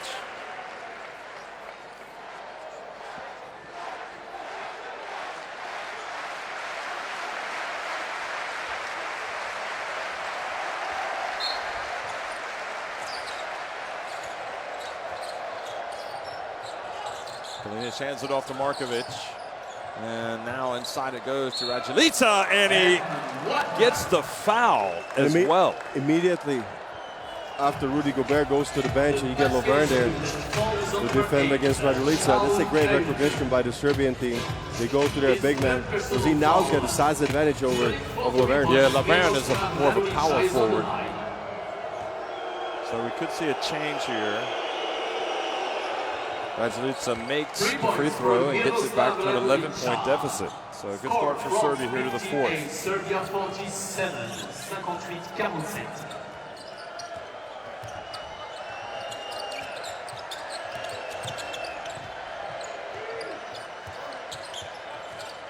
Tony Parker. That's more like it for Tony Parker. He just dribbles directly to the middle of the defense and finds his spot to shoot the ball for Raduljic. Quick shot, but he gets the roll on that one. 13 points now for Tony Parker. Bogdanovic. And that was a quick shot over there. He was chased by Kaudi. Not sure if he didn't shoot that one too early. He may have.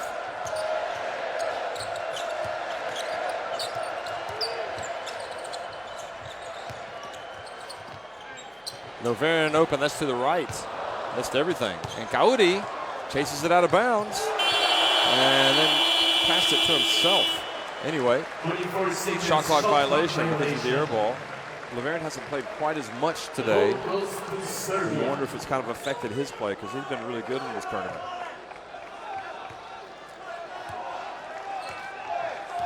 But I think his confidence could be also affected because after Rudy Gobert fouled out against Spain, he had to play down the stretch and Pau Gasol got better off him. And again, Raduljic gets it and goes up and in. And this is tough for Jeffrey Lovren. I mean, right now he's got 5 points in a row scored on him. This is not good or not easy for his self-confidence.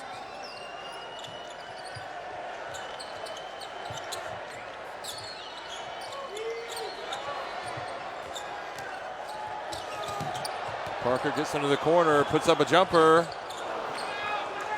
And Nedovic fouled by Pietrus. 60, Serbia 49. 3 fouls on Pietrus. Let's see if Serbia stays with the same strategy there to go inside as Nedovic's foul here on the replay. Well, if it ain't broke, don't fix it. Look at this.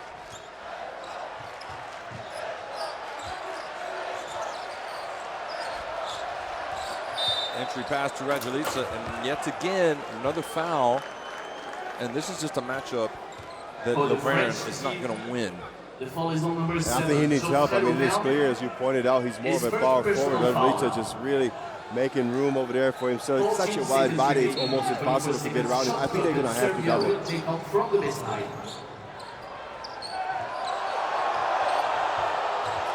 Now Kaudi, I don't think Raduljic wants to mess with him, and the entry pass, and Lovren reaches up and fouls Nedovic. And that was a smart play by Raduljic because he knew when he was doubled by Kaudi and Lovren was kind of rolling there in the back that somebody has to be open. A great cut by Nedovic. Abandonné par l'équipe de France, qui va nous permettre de voir comment va le fort le public cet après-midi. Yep, he made contact with the body. So France called timeout. They're leading by 11. This is what Lovren is dealing with.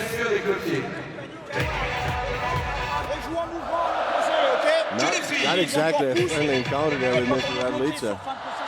What do you think now? Do you think that Vincent Gomez stays there with Gober, or he's going to go back with Rudy Gobert? What's your call, Coach? I think he's going to stay with Lovren, but he's going to say, listen, guys, we got to drop down. Drop down and help out. France, 53% inside. 60% for Serbia.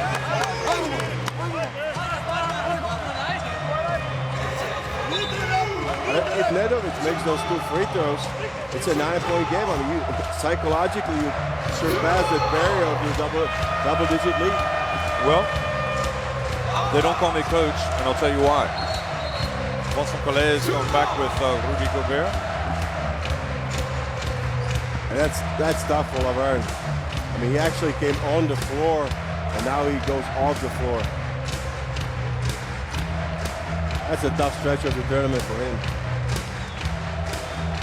But as you said, I mean, on a one-on-one coverage against Raduljic, it's a mismatch.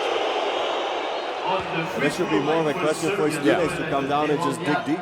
Yeah, I mean, I don't think you can point the finger at Lovren for being at fault there. To be fair, he handled some big guys down at Montpellier earlier in this tournament, but that's a different question altogether. So the 2 free throws get it back to 9. 7.5 minutes to go and some work to do for France. Look at Serbia just bringing up some ball pressure there for a second on the inbound play. Jalabal going to come into the game now for France. Gaudi up top. Explodes and puts it up, misses, but Rudy Gober there for the follow. He missed it. Now Nedovic. And he sails in, and Gaudi, or Pietros, goes up and joins the SWAT team. Look at the block by Florent Petrus. That was a great defensive play. He goes to the bench. That was an inspirational play. Nedovic is a great athlete, a lot of explosiveness. He drew contact there from Fournier, and the SWAT team arrives. Kalinic is in the game for Serbia. But Gober now back in. Let's see a little pick and roll action. And Markovic missed. That would have been a huge three-pointer there for Serbia. Piccolo picks up the foul on Nedovic. Because you almost had a fast break there for Serbia. Nothing happens and you miss a three-pointer. Et c'est le personal foul. 16 secondes sur la possession. Remise en jeu France.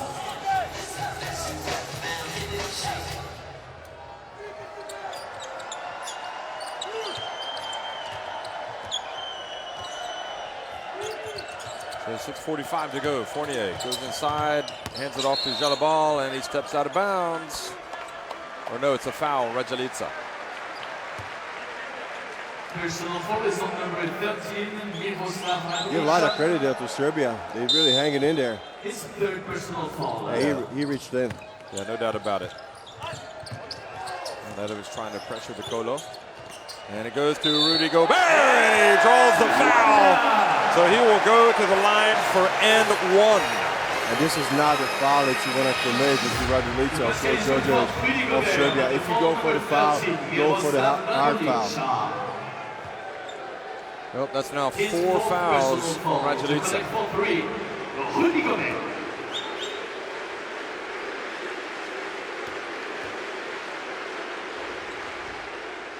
And he was short. Boy, he's had struggles at the line today for some reason. He shot it well in Montpellier. For some reason, he's not been able to make them.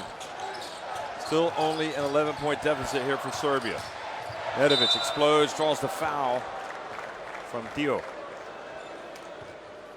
That was a good recognition there by Nedovic to go against Dio, draw the contact and the foul. The foul is called against Nando De Colo. His fourth personal foul and substitution changement. I think what just cannot get Serbia closer to the game and over the hump is their three-point shooting percentage. It is 4 for 15. That was the shot of the block there from Pietros. The foul was indeed on De Colo, so he has to leave the game with 4 fouls and 18 points. And it's good to have Tony Parker back out there. And do you want to tell me the shooting percentage from the three in the semifinal against Lithuania? What Serbia shot in that game? The first free throw is what, 17%, something like that? 21, 6 for 28. So I mean, 2 straight games that the Serbian shooters just did not find their mark from the outside. The points and substitution back into the game. Raduljic is not too fired up about his fourth foul. Nope, he slammed a water bottle behind the bench. And Nedovic makes both free throws, gets it back to 62-53. So again, Serbia hanging tough. And now the foul on Bjelica. But look at Bjelica. I mean, this shows his versatility, doesn't it? We saw Lovern struggling against Raduljic, but maybe Bjelica has more of a chance. Well, he's going to have his work cut out for him because he's going against Rudy Gober on the inside, and you know he's going to post you up. They have to go to that situation. Raduljic was just massive here. And this time they swarm, and then Markovic comes away with it.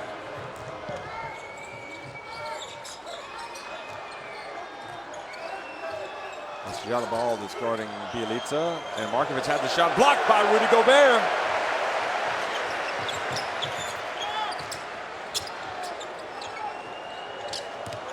Third block shot, but now the turnover.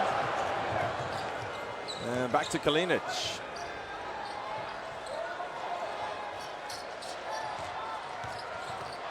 And Bjelica went up and got blocked. I thought he expected for that to be an easy lane or a dunk. All of a sudden, it's out of his hands. And Jalabal with the SWAT team. Now, Dio with the fake. He gets it inside, and Fournier puts it up off the glass. It's a great pass there by Dio. He can put it on the floor and always keeps looking for his teammates. Saw that graphic. 5 blocks now for France.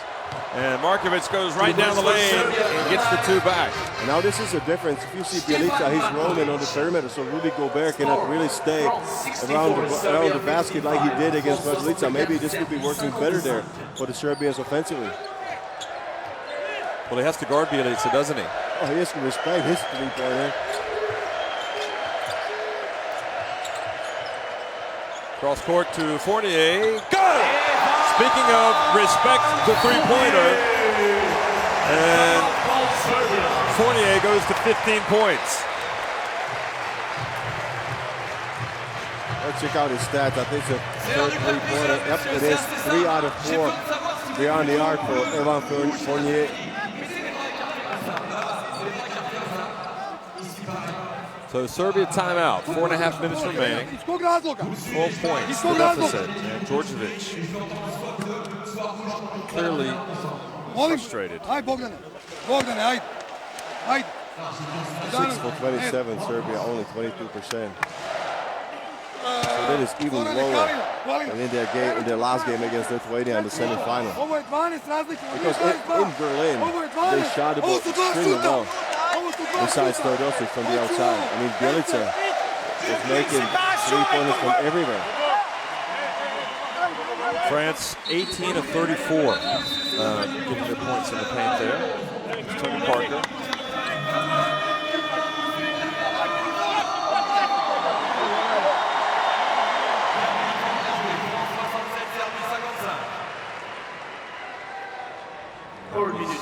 It's a deal. Look at Boris Dio getting some verticality. Or is it experience? But they actually gave the block to Jalabal. Teodosic into Erceg, who's come in, and he draws the foul as he goes to the basket. And you know, right now I'm starting to think that this strategy that Erceg there or Bjelica, it's better than Rudy Gobert just really have to guard him out of the perimeter. So he doesn't just shut down the middle completely. Man, because if that guy's just there right in the middle, there's nothing going in. The first free throw is good. No question about it.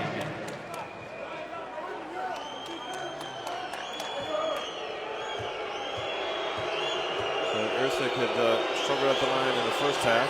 He makes 1 of 2 there. Back to an 11-point game. Every point precious. Every opportunity precious for Serbia. 4 minutes now remaining in the game. Parker gets up. A quick shot. No good, but Gober there for the putback. Rudy's all over the place. This is rebound number 13. He's got 6 offensive rebounds. What a phenomenal show. He's got only 7 points. 9 points, I'm sorry now. But has been an all-around performance by Rudy Gobert.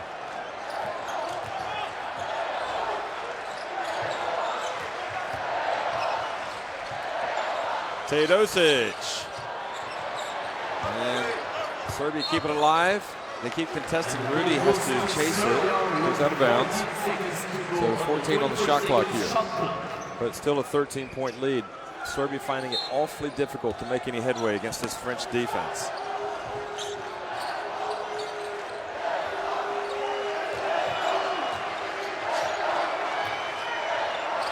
Bjelica, long 3. Good! The 3 points is good for back to 10. Like I said, you have to respect his range and his shooting ability. Bjelica nails down 1 down. France not out of the woods yet as they're trying to get to the podium.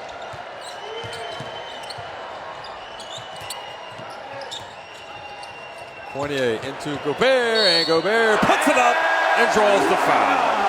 And that's a great teammate game there between Fournier and Gobert.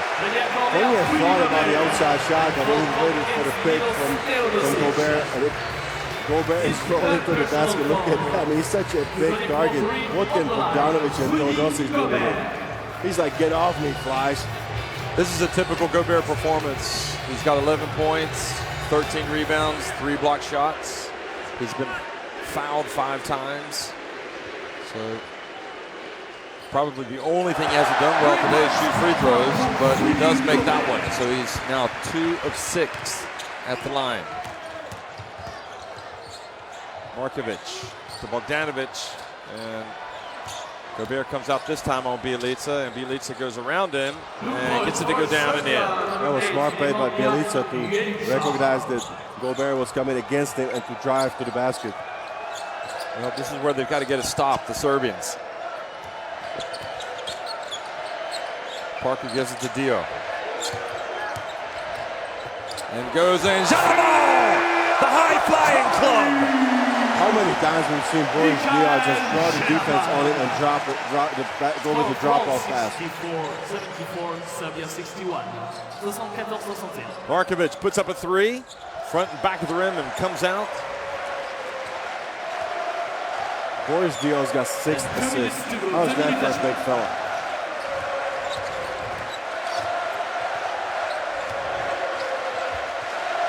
Well, the French have the wind in their sails right now. Boris Dio gets inside, misses, but the follow, and Rudy Gobert misses with that one, and it goes over to Serbia.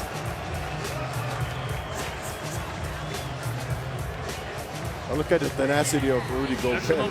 He's just trying to get everything. This is one offensive rebound for him. He gets tangled up there with Erceg. He does not give up. And a great pass. Look at it one more time to Gilles. Still playing at a very high level, as you can see, both literally and figuratively. So the foul was called on Rudy Gobert, and Erceg goes to the line. Rudy Gobert himself's got 7 offensive rebounds. 7 and 7, 14 total.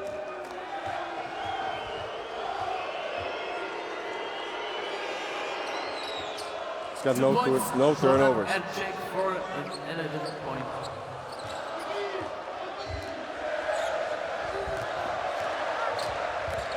Back to 12 points now. De Colo. And the French are singing the national anthem for the 3rd time tonight. Dio from the corner. Go! That's an exclamation point right there for Boris Dio spotting up there in the corner.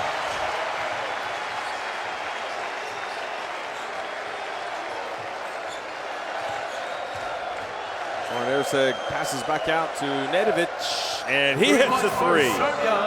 But they can't trade 3s right now. Might be too much to overcome here for Serbia. Just a minute remaining. France have played well with the lead. De Colo takes it down to 5 seconds. Splits the defense, drives in, and draws a foul here. His former teammate at Valencia, Markovic, helps him up. Now Bjelica and De Colo, I don't know, exchanging words. This is what you can expect from Stevan Markovic. He's not going to give you anything for free. We said before, he's tough as nails. De Colo, Simonovic thinks about what might have been. The only problem with these tournaments, you come, you're playing great, you're undefeated, and the next thing you know, you lose a game, like Serbia, you're on the back foot a little bit, and then you lose another one, and you go home without a medal. That's tough. And no Olympic qualification. It'll be a tough one to get over, but at least they'll be at the FIBA Olympic qualifying tournament. So 78-66, France closing in on victory. Nedovic goes in for the 2-handed dunk.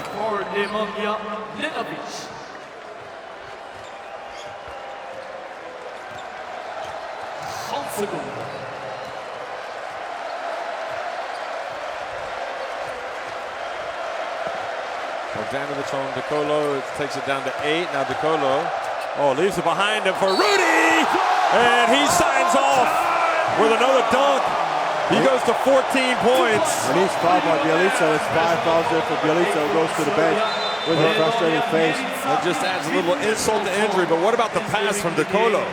And how about the finish? Just Rudy goes up. Look at it one more time. Back pass. And Mr. Gober finishes with authority. I mean, he's so long. He barely jumped.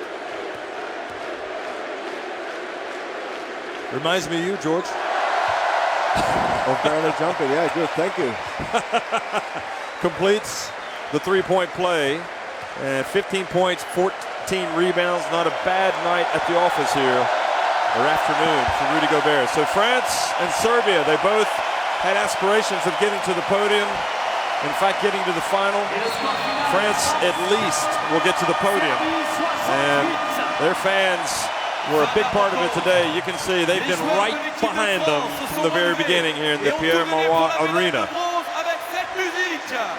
So another medal for France. How many years in a row is that? 81-68. France win it.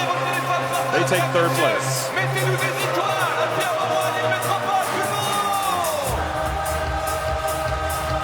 I think in a sense, you have to be happy there for the French because what they have accomplished here with the Eurobasket in Lille, the attendance record that was broken on 2 consecutive nights here, you have to feel good for the organizers and for the players. As far as Serbia, as you said before, you go home heartbroken because you played a great tournament.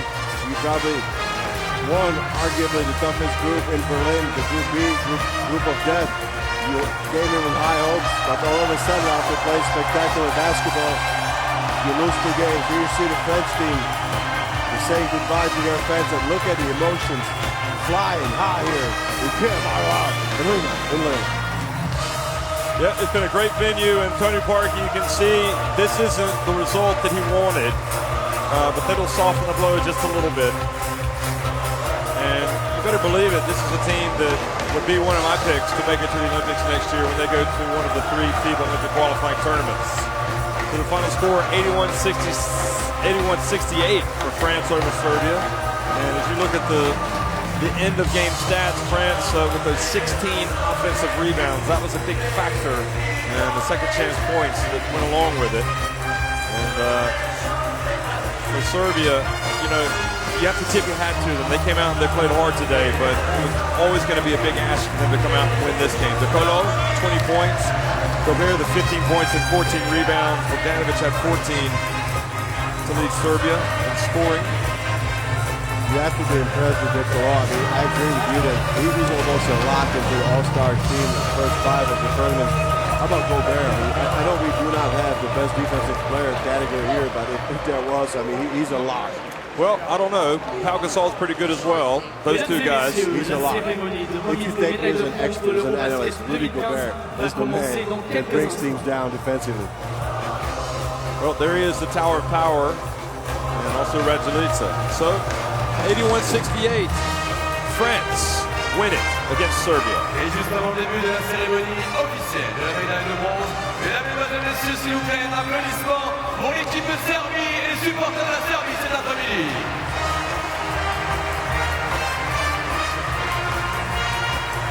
Well, 81-68, France winning it over Serbia. The podium is being set up so France can receive their bronze medals here at the Eurobasket. So this will be a good moment for them. It's always good to finish the tournament with a medal. And you've got 24 teams. George, you can't always have one winner. You've got to have only one winner. Although I would say that both Spain and Lithuania were the big winners because they qualified for the Olympics.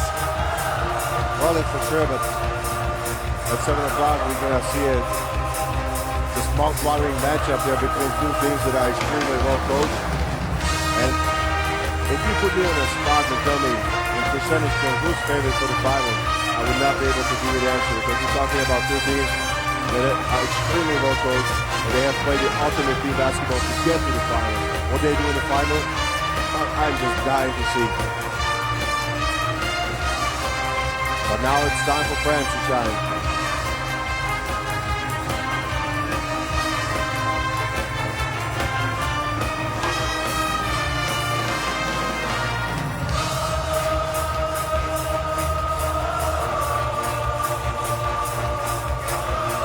this team stays together and they go next year to Rio de Janeiro, I mean, they're going to be one tough group to beat. Talk about the French team. Yeah, I mean, if Rudy Gober makes the same improvement that he did from last year's World Cup in Spain in a year, I mean, he's going to be just a presence there defensively. That gives the guards and the forwards that are such great athletes freedom to really pressure the ball. I mean, you're talking the French, they are going into the semifinal. They had the best defense in the tournament. And that was exactly one of the main reasons why. Because they have such a phenomenal and dominant shot blocker on the inside that you can afford to put so much pressure there on the perimeter. And let's don't forget, the only game that France lost came against a Spanish team that had just a remarkable performance, a 40-point performance from Pau Gasol that led them to victory in overtime. So it has been a very impressive Eurobasket overall for this France national team. And more impressive than the French in terms of on the court has been this right here. These fans have really come out in force. Ladies and gentlemen, we're now ready to begin the bronze medal ceremony of the Eurobasket 2015.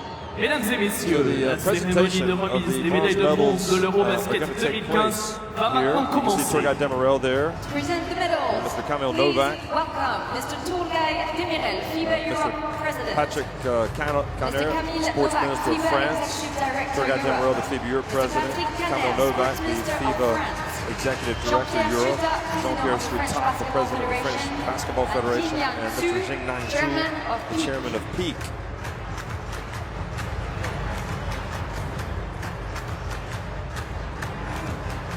This will only sweeten, I think, the occasion here Please for the French. The bronze medalist of the Eurobasket 2015 national team. You know, when you go back and you look at it, Eurobasket 2011, they got to the final, got the silver medal. That was in Lithuania. They made it to the Olympics, and then after that, Eurobasket 2013, this French team won it. There's Leo Westermann.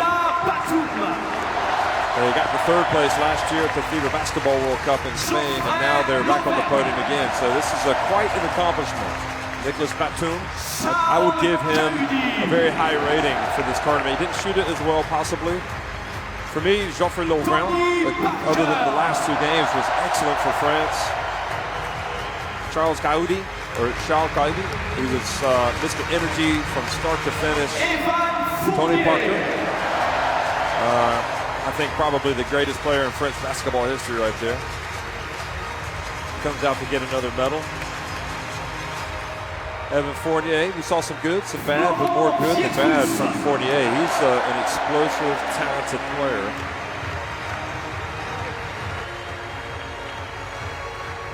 And you're going to hear a big applause for Florent Pietrus.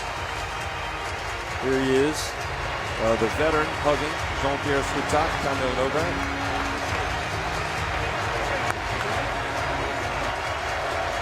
He goes and applauds the fans. Look at that.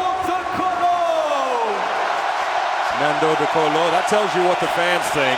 Here's the guy that has really carried this national team this summer. And a wonderful story.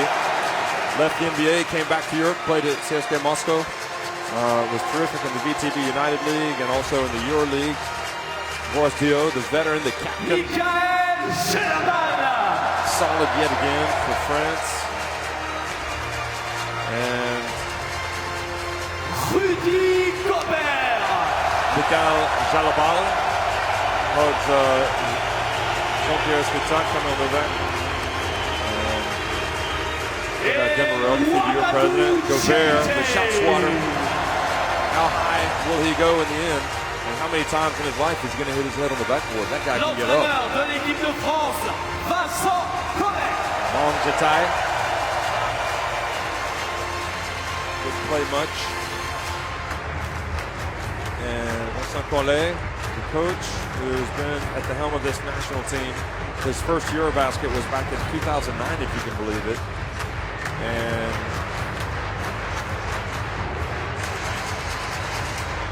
here. Ladies and gentlemen, the bronze medalist of the Eurobasket 2015. Now the dignitaries, if you will, are going to come out Mesdames et and messieurs, present the les medals. médaillés de bronze à l'Eurobasket 2015, l'équipe de George France. Leo Westerman had a serious knee injury at Partizan Belgrade. I think he's battled back for fitness. Nicholas Batum, he's been with this national team since 2009, since Collet. Played for them every summer since Collet arrived. Laurent has been in for a couple of years. Kaudi has been in and out since, for the last several years. Tony Parker, Evan Fournier made his debut. Tony Parker goes all the way back to 2003, I believe. Nick Truce as well, 2005. Nicolo, 2009. Dio, all the way back to 2003. Zanabal, Gober. There you go. It's almost forcing a smile, I think. You know, he expects only the best, Tony Parker. And on balance in his career, he's been amazing. So this French team, hearing the applause here in the Pierre Mauroy Arena in Lille, France. The bronze medal winners. So the Eurobasket 2015 third place. We now invite the rest of the delegation to join the team on the podium. Nous invitons maintenant l'ensemble du staff à rejoindre l'équipe sur le podium.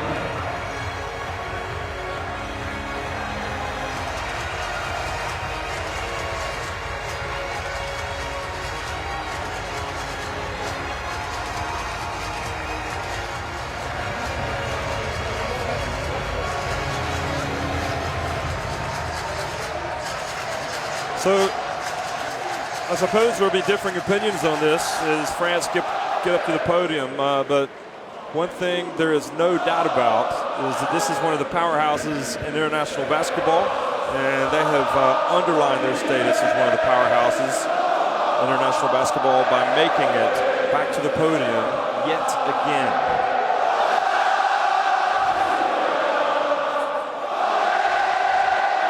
And the national anthem. Collet, as the coach, is leading. Look at that. So exciting time here for the French. And once again, the players turn around to their crowd and they say thank you. And I think the whole result, George, is going to end up being better because of this third place. So,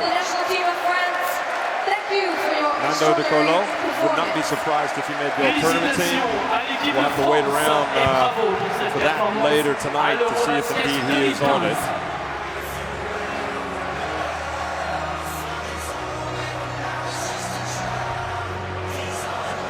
So it's been our distinct pleasure to bring you the third place game here today, and also from all over the Eurobasket, from Riga to Berlin, down to Montpellier, which is where France came from Group A, all the way down to Zagreb, Croatia. It's been a magnificent Eurobasket, and the showpiece is coming up later tonight.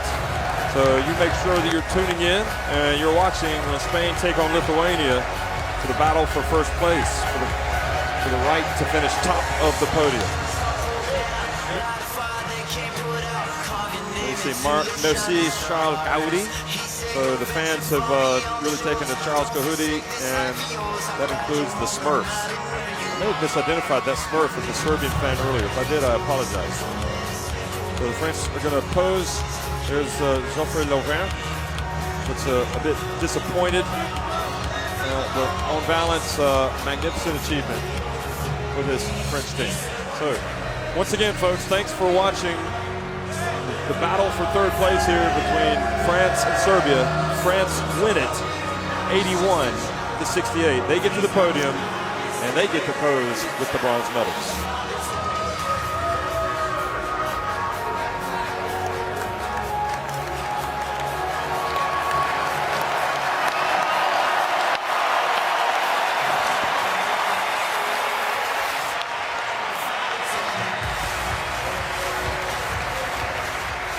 Mesdames, Mesdemoiselles, Messieurs, s'il vous plaît, avec votre cœur, du bruit pour l'équipe de France. There's Nando De Colo saying goodbye to the fans. And French fans give the big salute and the applause to the French one more time. France win the third place game against Serbia. Thanks for watching, everybody.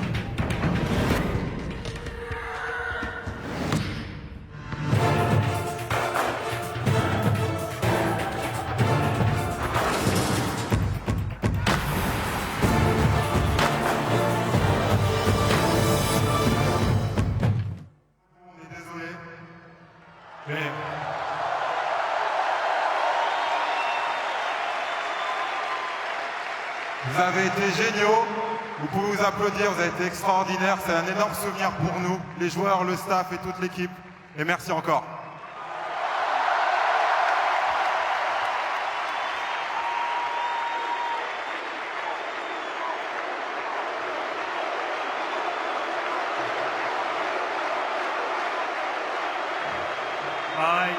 Pareil que Nico, c'était franchement incroyable.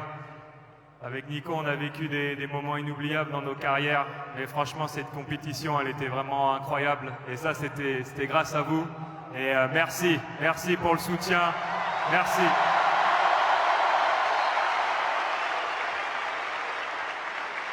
Et ça fait chaud au cœur. Et avec Nico, c'est ce qu'on se disait là tous les deux. On vous promet qu'on lâchera pas l'affaire avec l'équipe de France. Et on reviendra encore plus fort l'année prochaine aux Jeux Olympiques. Merci. Mesdames, Messieurs, Tony Parker, Nicolas Batum et l'équipe de France.